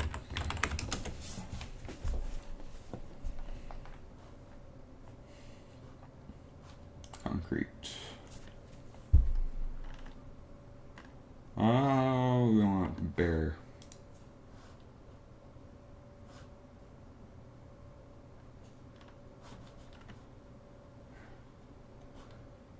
I think this one will work nicely.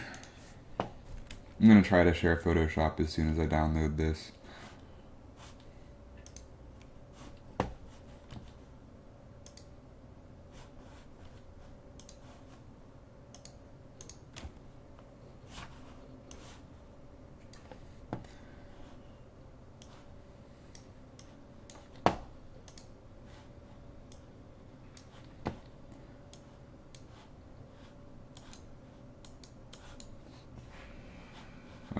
Where is it?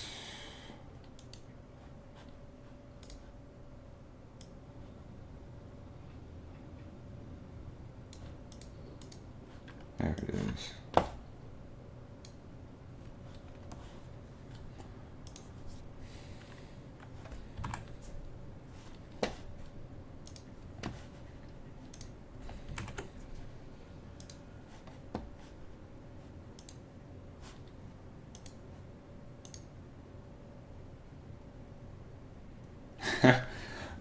This monitor has a nice stand so I can tilt it, and then I just sort of have my elbow on the desk.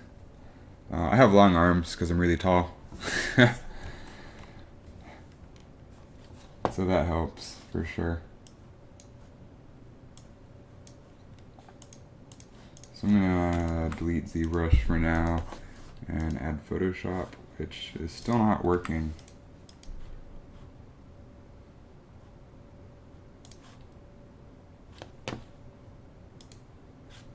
Yeah, this is weird. It just does not want to stream Photoshop. Like, maybe if I start doing stuff, it'll respond. No, it's not gonna work. That's unfortunate.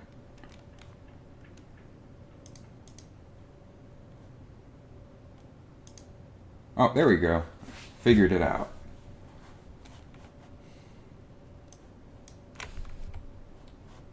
Now, okay. So then, what we can do is make it black and white. And then this will just give us some nice like veiny detail because of those nice scratches there.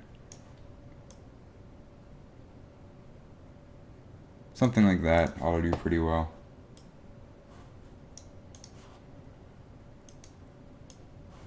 Then go back to ZBrush.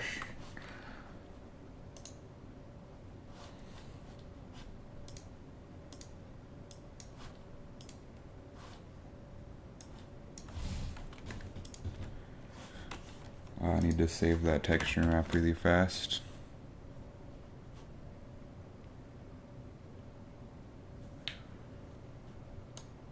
PSD, Documents, Sculpt, Magikarp.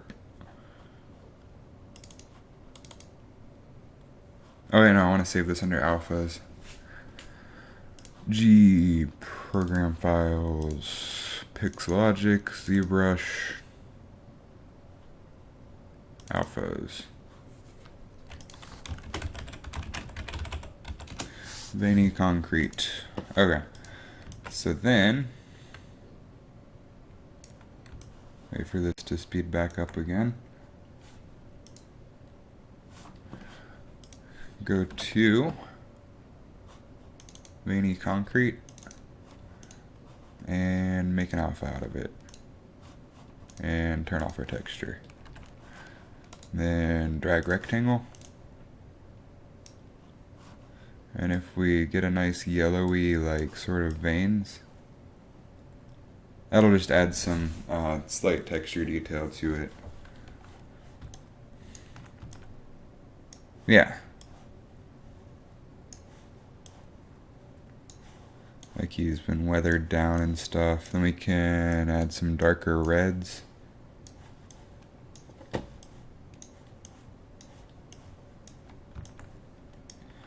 And that just gives it a noisy-ish appearance. And we can actually take the alpha, modify it. I'll tile it 0.5. I wish I could do that, like scale it down.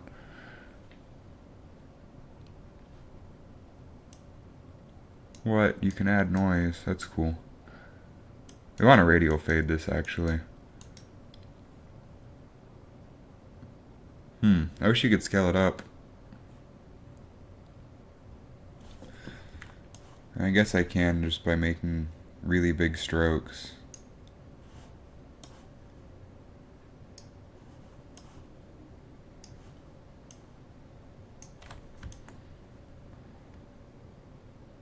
Yeah, Andrew was at SIGGRAPH again. I don't know if there was a Blender meetup or not. If there was, I missed that. But I got to talk to him some.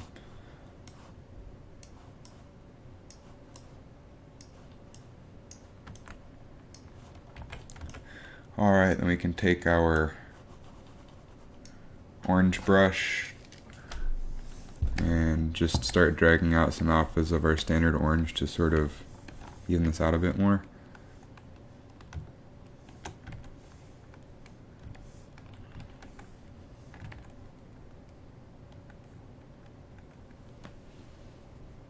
Well, that's looking pretty alright. For the face, we're going to do the same thing. Take some dark reds, sort of drag them around. We're going to have to do some more sculpted detail on the face to make it look alright. Oh, tons of free loot. Like, I got another RenderMan teapot. That's always fun.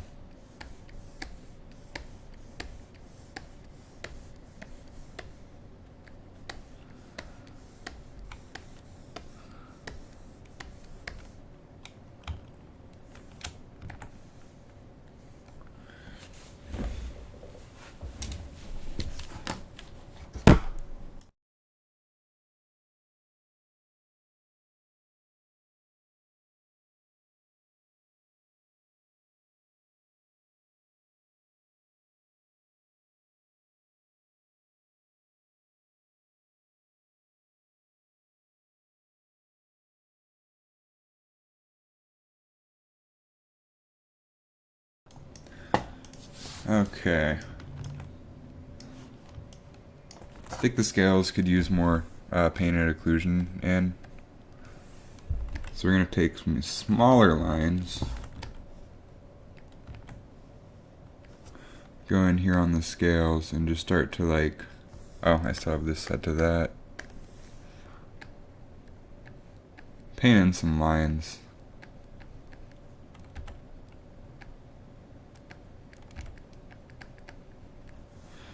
Not on all the scales, just some of them.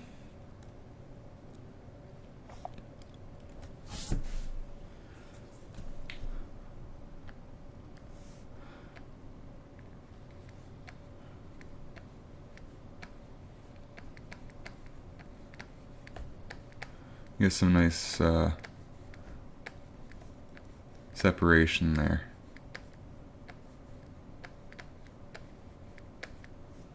It looks like we lost a lot of that when we were adding the noise detail.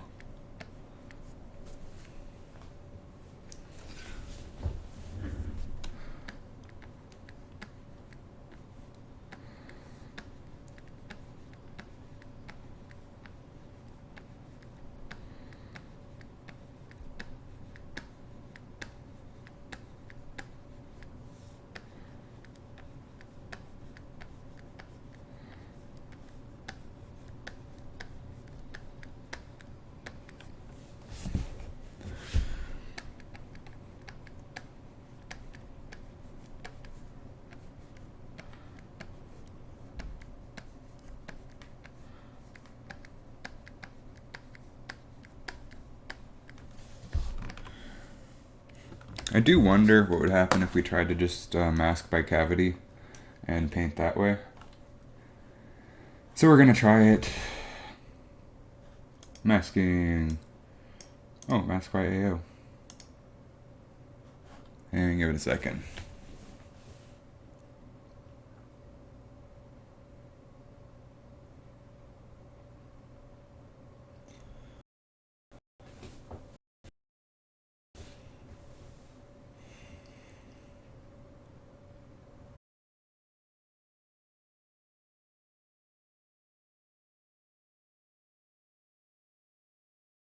Here we go.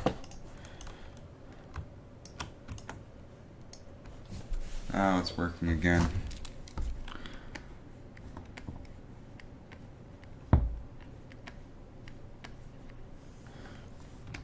I don't think it actually masked anything. Yeah.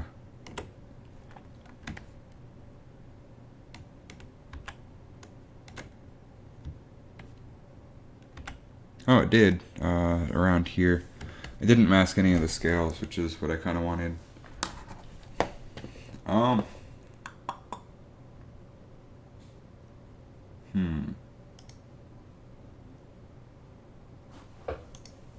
Yeah, I don't know. I'm just going to try painting stuff manually. I don't want to wait a long time to try experimenting with cavities and stuff.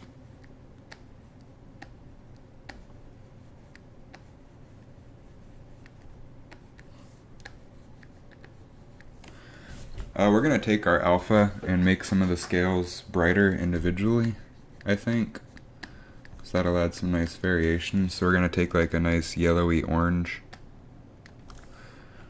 and do a drag rectangle and this alpha. And RGB intensity up.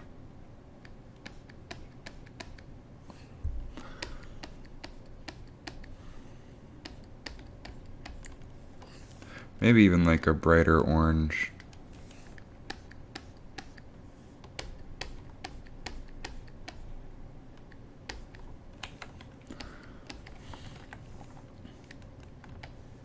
I don't know if I like that or not.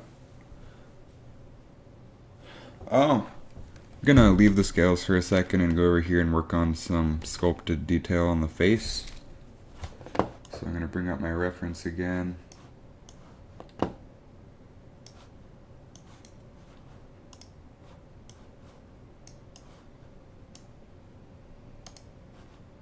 If I can find it. Okay. So it looks like we can go down to the lower polygon level where we have only like 4 million polygons. Dots, alpha off, Z add. So it looks like he's got some holes right here that would look pretty cool.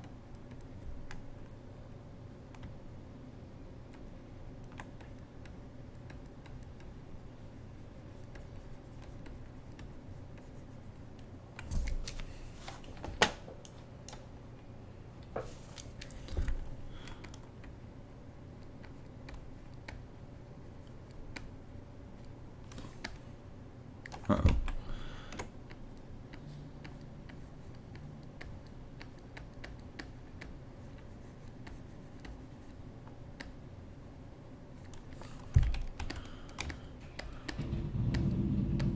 We're gonna have to do some of the leathery texture over again, but that's alright.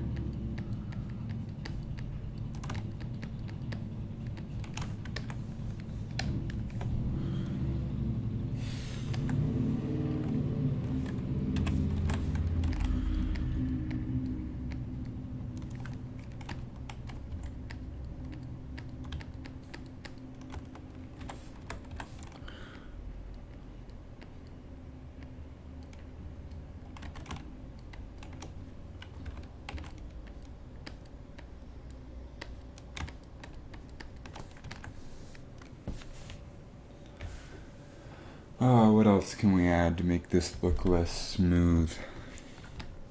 We can add in just some basic, like, ridges. Turn down the intensity a good bit. This area can come out a bit more, like an eyelid almost.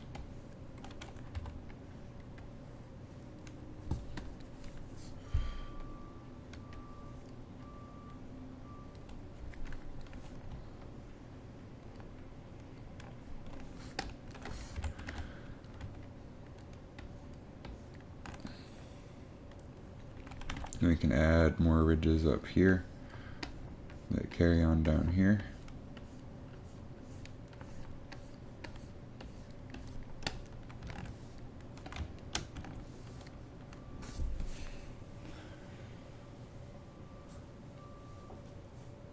Is the stream working again now, by the way? I think it should be.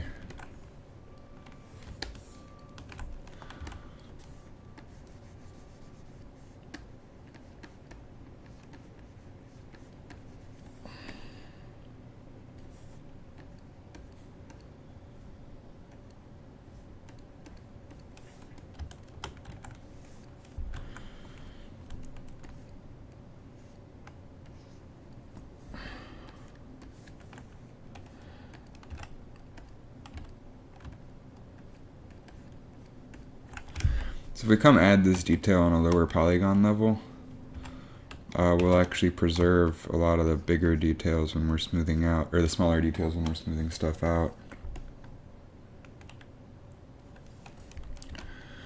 So we can add some sort of ridges coming down the nose like this.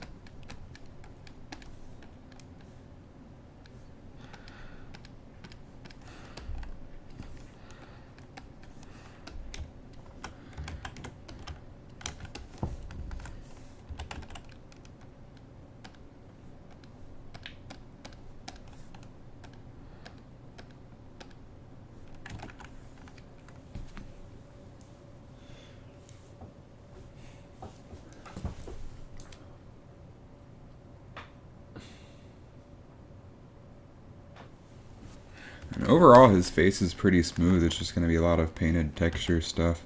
So we're going to go back into texture painting now.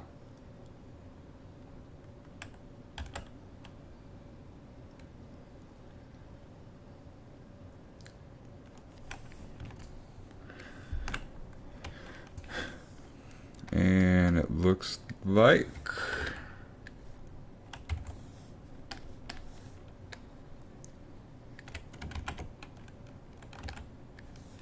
change the intensity back down just to sort of brush this in. These translucent areas are pretty much white on the actual fish, so that's how we're going to paint them.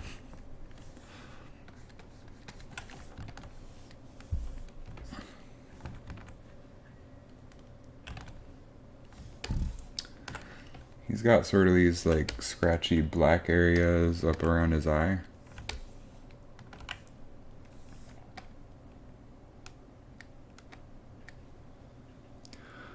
So maybe we'll use like a gray and use our alpha.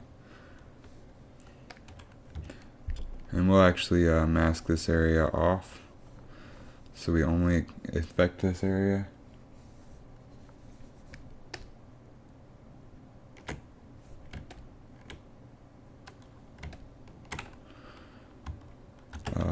Go down a couple levels to smooth our mask out. Then go up a couple levels.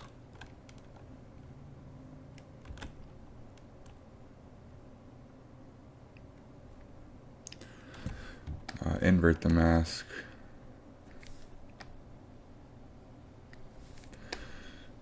And get just some of these like black details up here.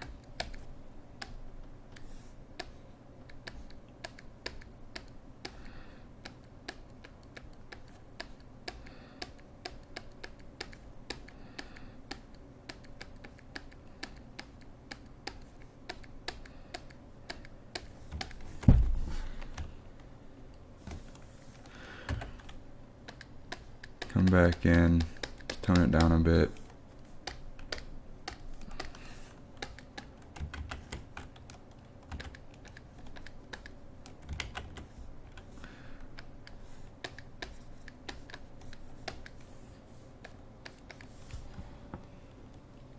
Wow, this is a really tough guy to paint. We're gonna add some veiny detail on the lips here. First, we're gonna just paint them purple.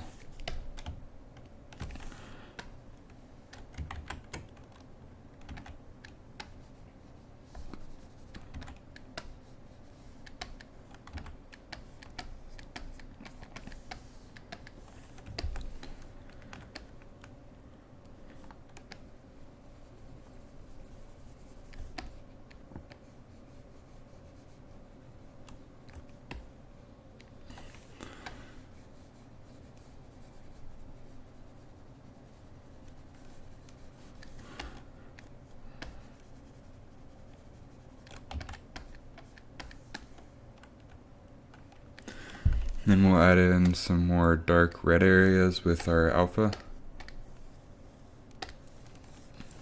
Oh, leathery skin could work. I was originally just going to use the concrete one, but... Oh my god, ZBrush. Quit it.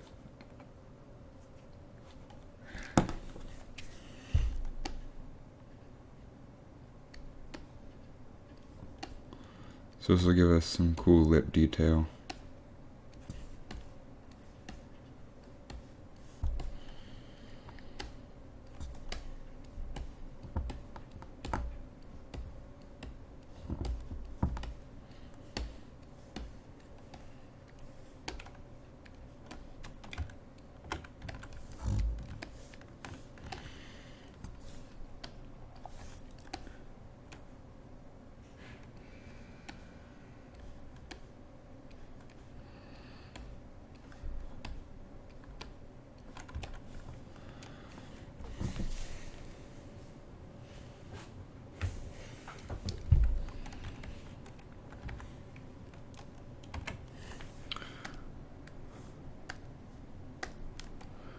Dots, and then we'll use the alpha, but we'll do like a spray.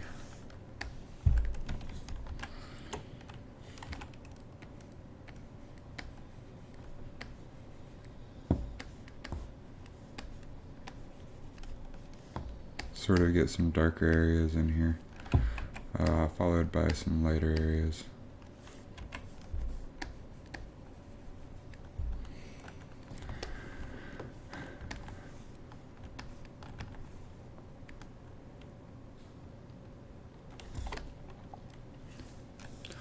Maybe come in with some bumpy skin. Spray that around a bit.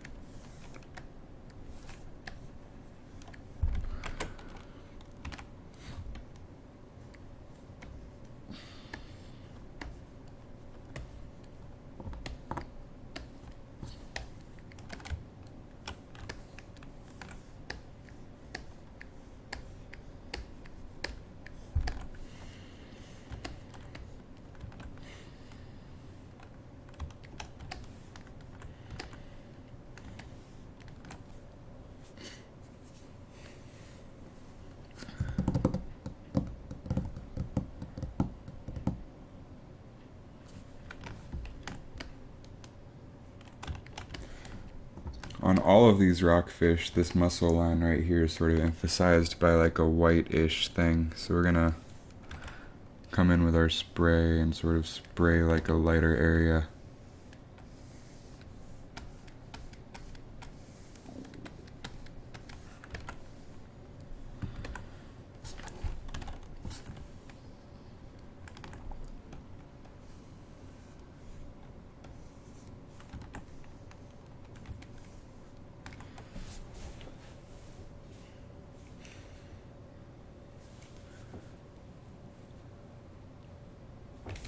Let's see how this looks with updated materials.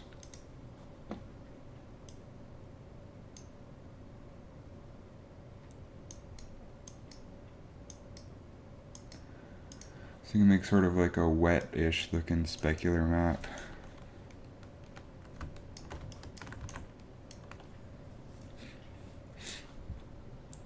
We can turn the subsurface, the fake subsurface up a bit.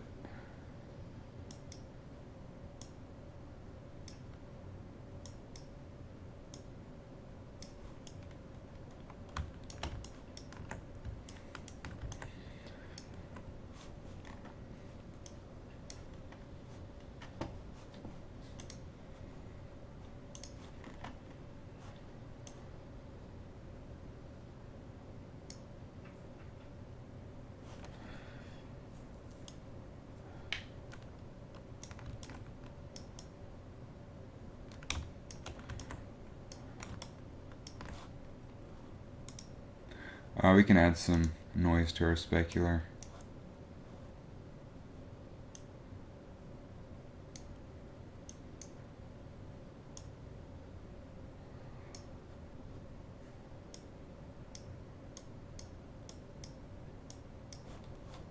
And turn it down just a bit.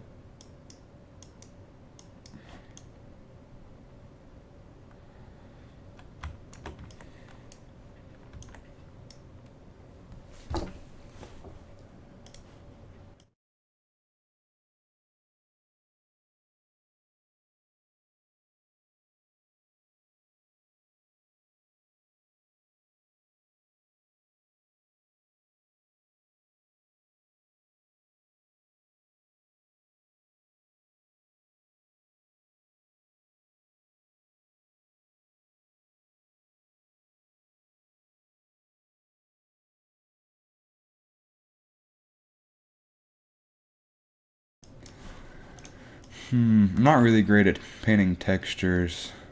So I don't really know where to go next. Maybe... this is rough.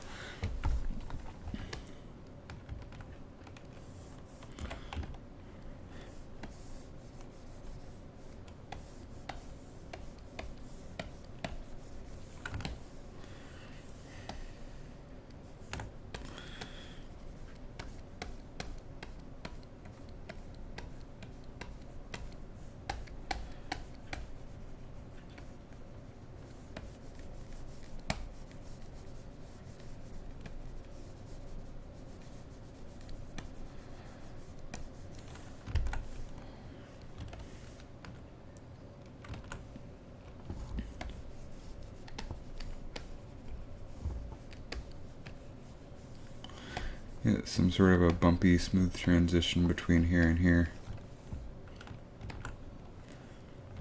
Then we're gonna come in and paint some more saturated orange areas in between these.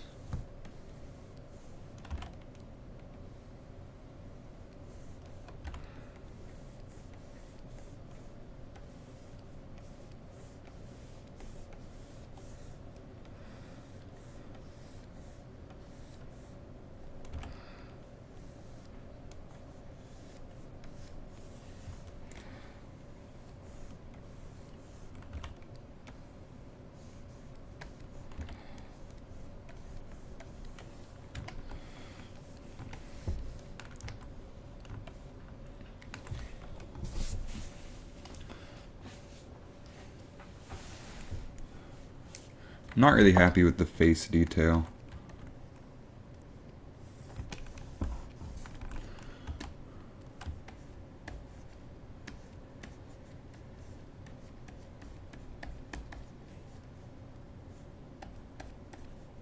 Like right in here.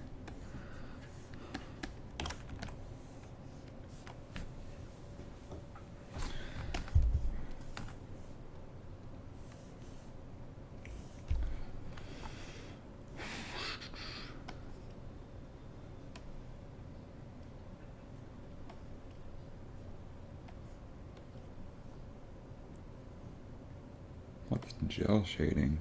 What? That's pretty strange.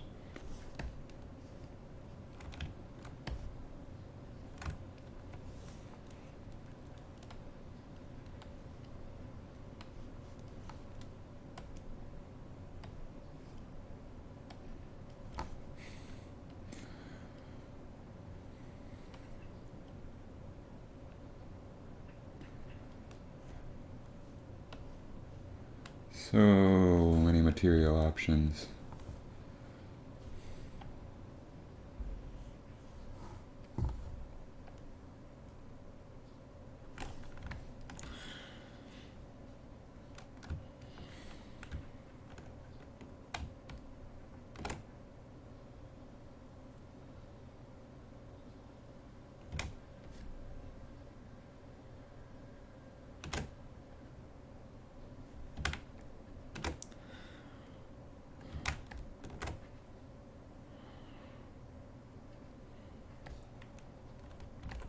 Oh, this needs some love.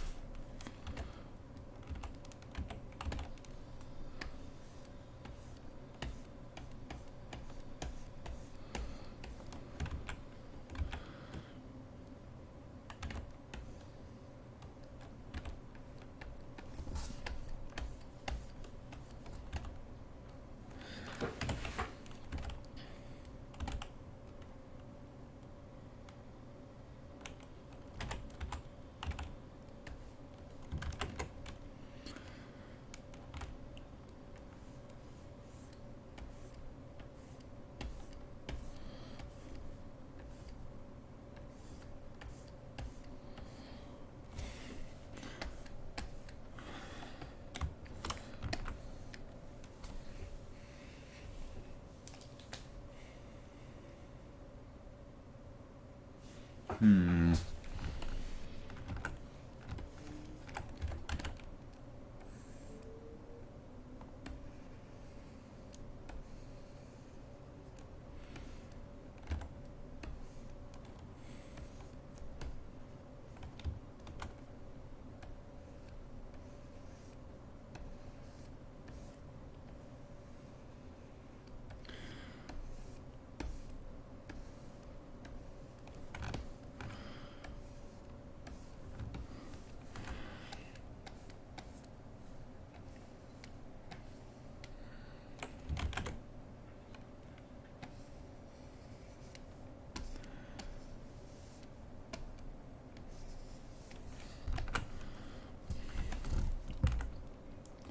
Alright, later, dude. Have a good day. Thanks for hanging out.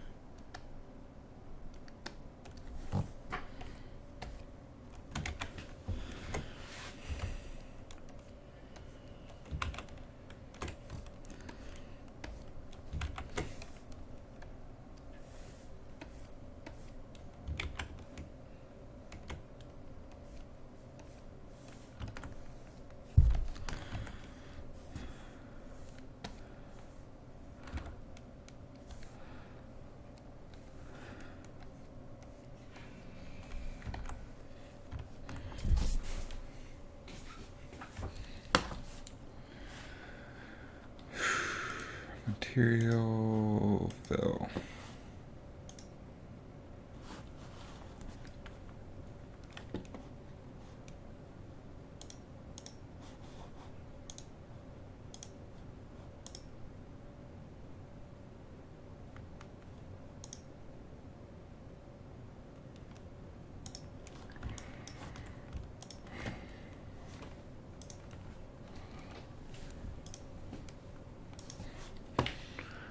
And for this guy, we want toy plastic.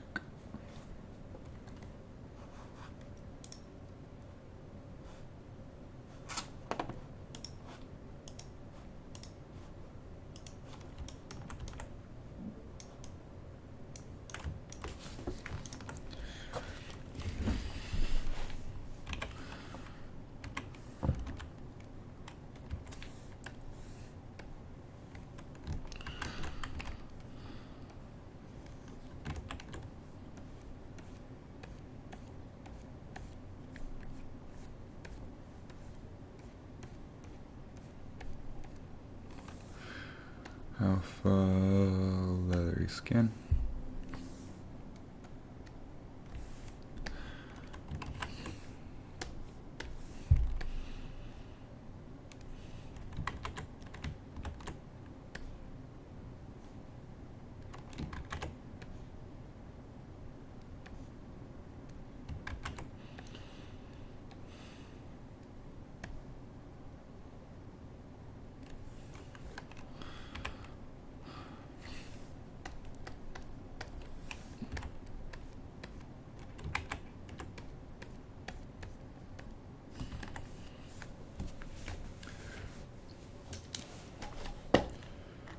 All right.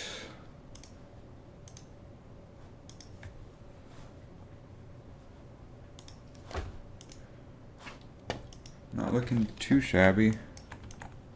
Let's add a little bit more sculpted detail to the face and areas.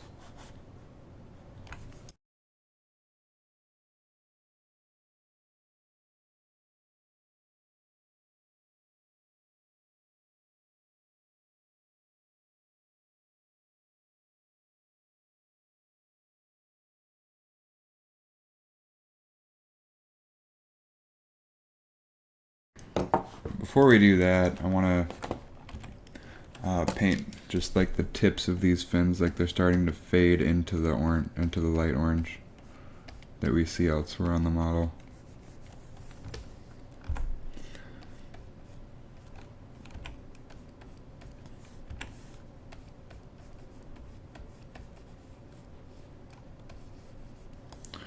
Whoops.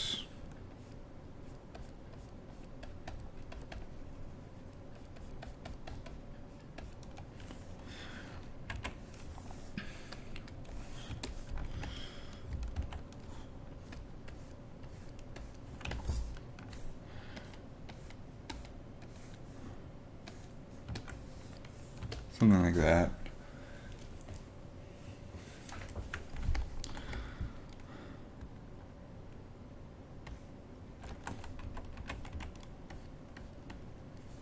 I think the absolute tip should be completely light. Almost white even. Let's brighten these up a little bit.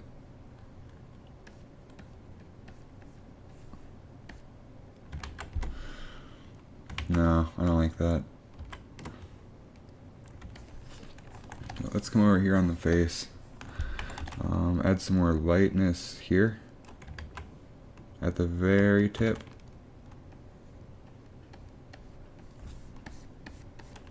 And a bit more darkness in the crevice.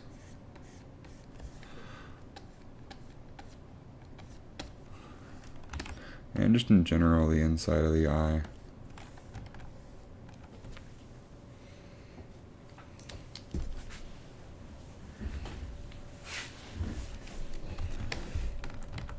And we can add more of this purple on the lips to sort of fade better.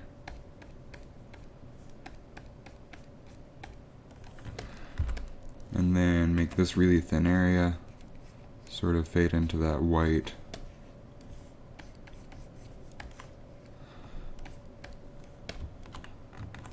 And maybe a little bit of purple.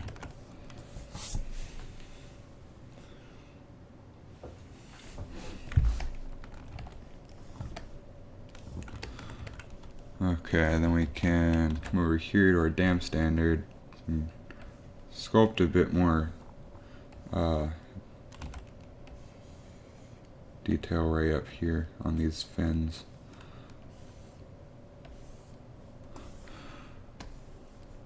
Smooth this one out a bit because that bump is a bit drastic, and then go right on our way, sculpting a bit more.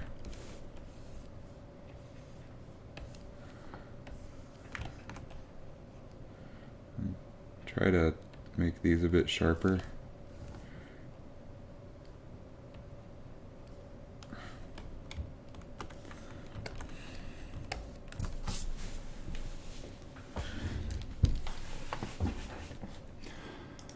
Come up to the fish reference to see what other details I can get on the face.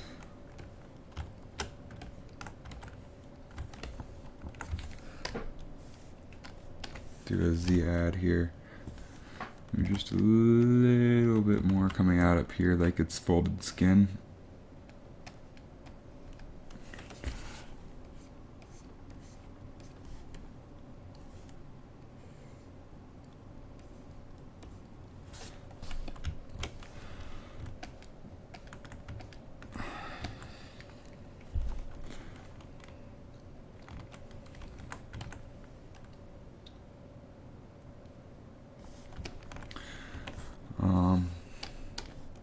Add a bit painted lightness up here on the edge.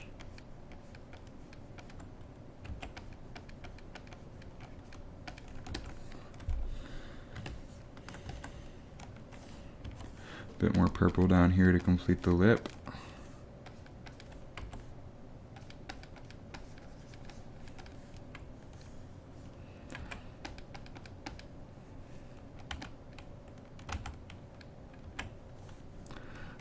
Fill in this hole a bit darker.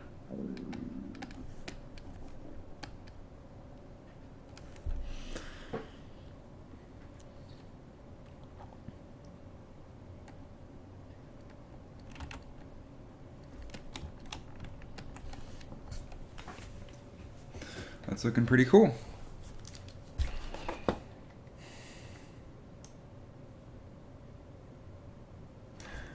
You can add in a bit more randomness, I think, with the bumpy skin alpha on the scales.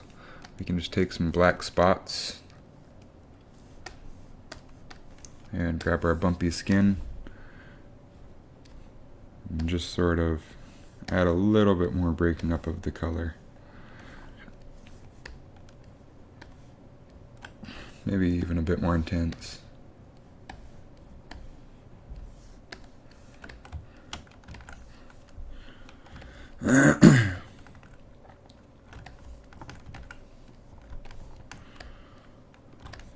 Alright, so I think we can then take our fish scale, alpha, maybe even brush, modifiers, smooth it. Oh, that's cool. We can actually get scale detail here without painting new scales. Why did I not think of that?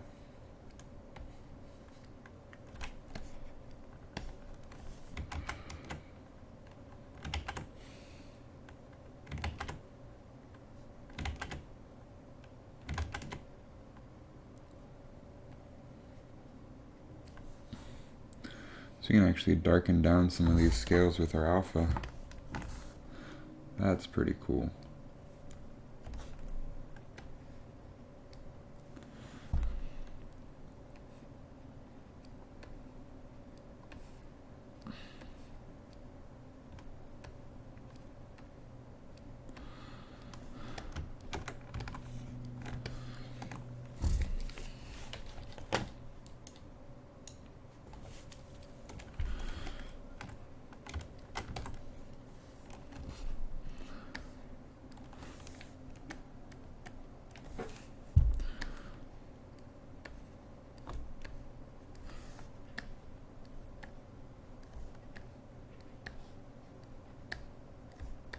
So it was a happy accident.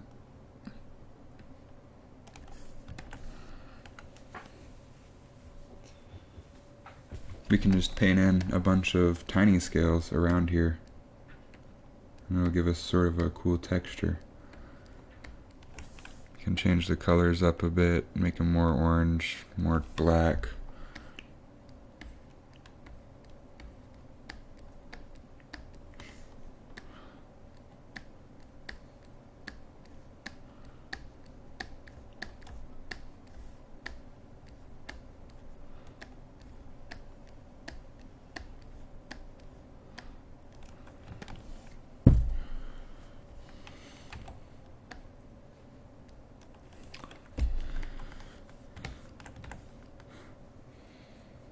I can dig it.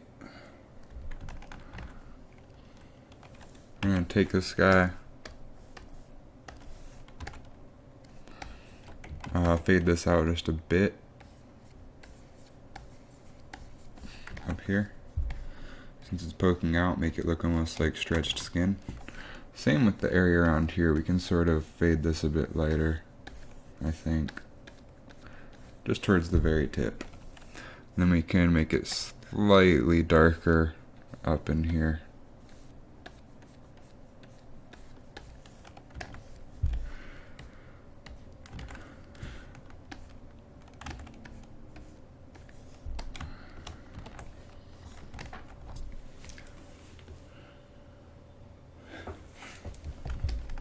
I don't like the fade that's happening right here, so we're gonna fade this a little bit more naturally, or try.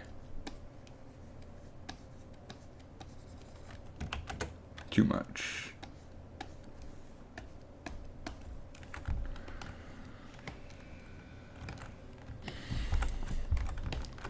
Come back in here to the fins, because I'm still not happy with these.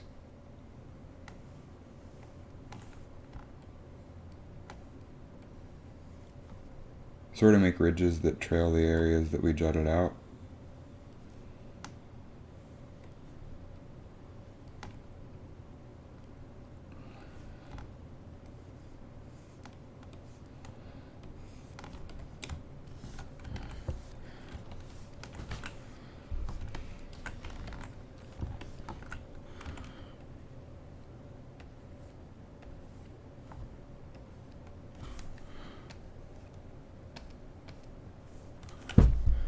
And sort of add some lines here.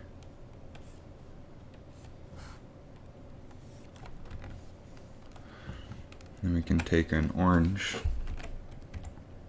and just sort of paint in some of these cracks. Some of the bigger cracks, not the smaller ones.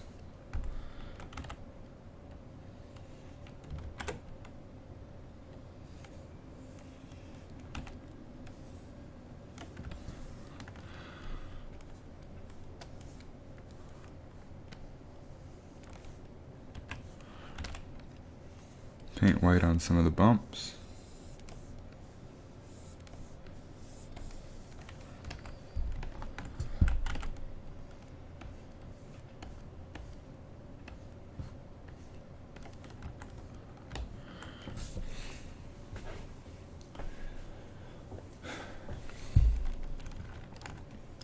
And come over to the face, and we're going to add some of that concrete detail. Like maybe get some less saturated areas with it.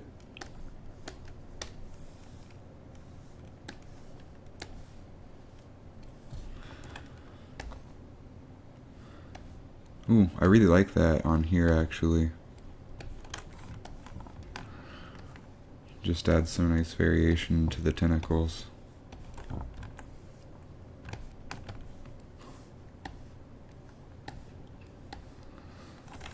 Get some of that leathery skin up in here.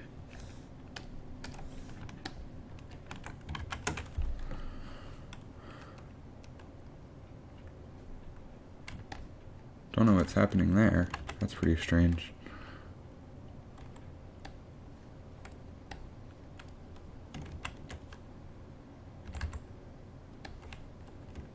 What is going on?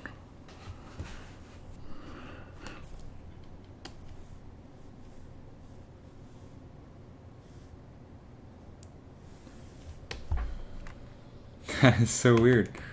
Oh, I never had that happen before. Let's see what happens if we No? Everything works fine. Let's see what happens if we add another guy with a... Everything works fine. Let's see what happens if we add our leathery skin. Works fine. Let's see what happens if we change it back to drag rectangle. Doesn't work fine.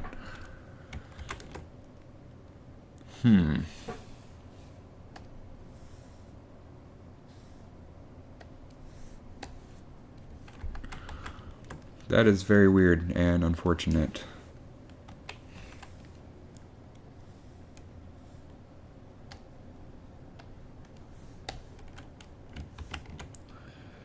Let's see what happens if we turn the Z intensity all the way to 0.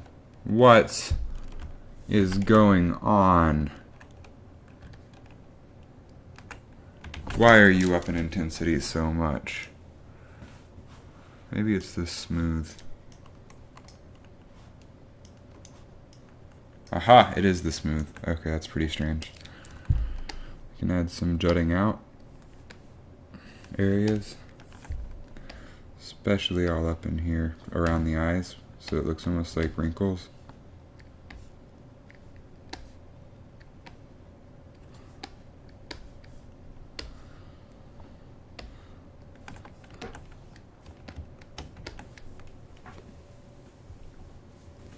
Not happy with this faded area right here, so we're going to take some orange and go to our RGB, paint over it a bit.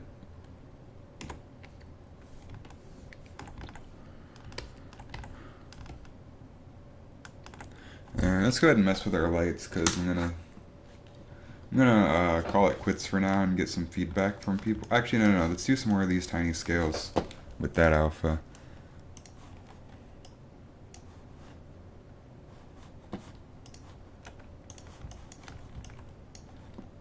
Because I actually like the way that's looking.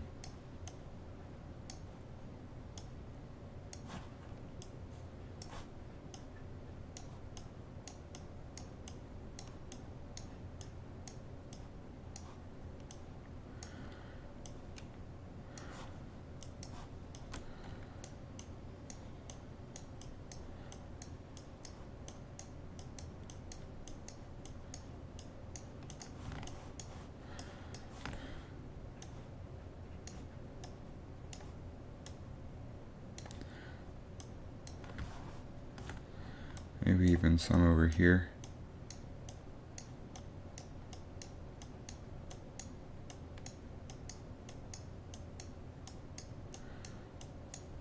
Just to add in some extra fine detail.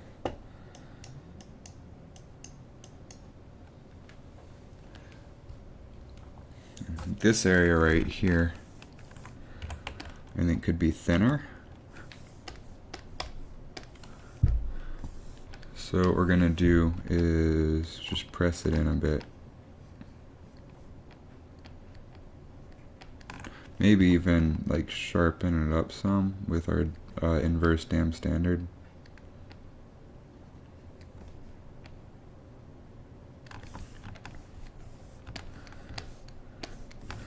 And we're gonna call it quits for now. I might be back on later tonight working on this after I get some feedback from my friends. So I will catch you all later.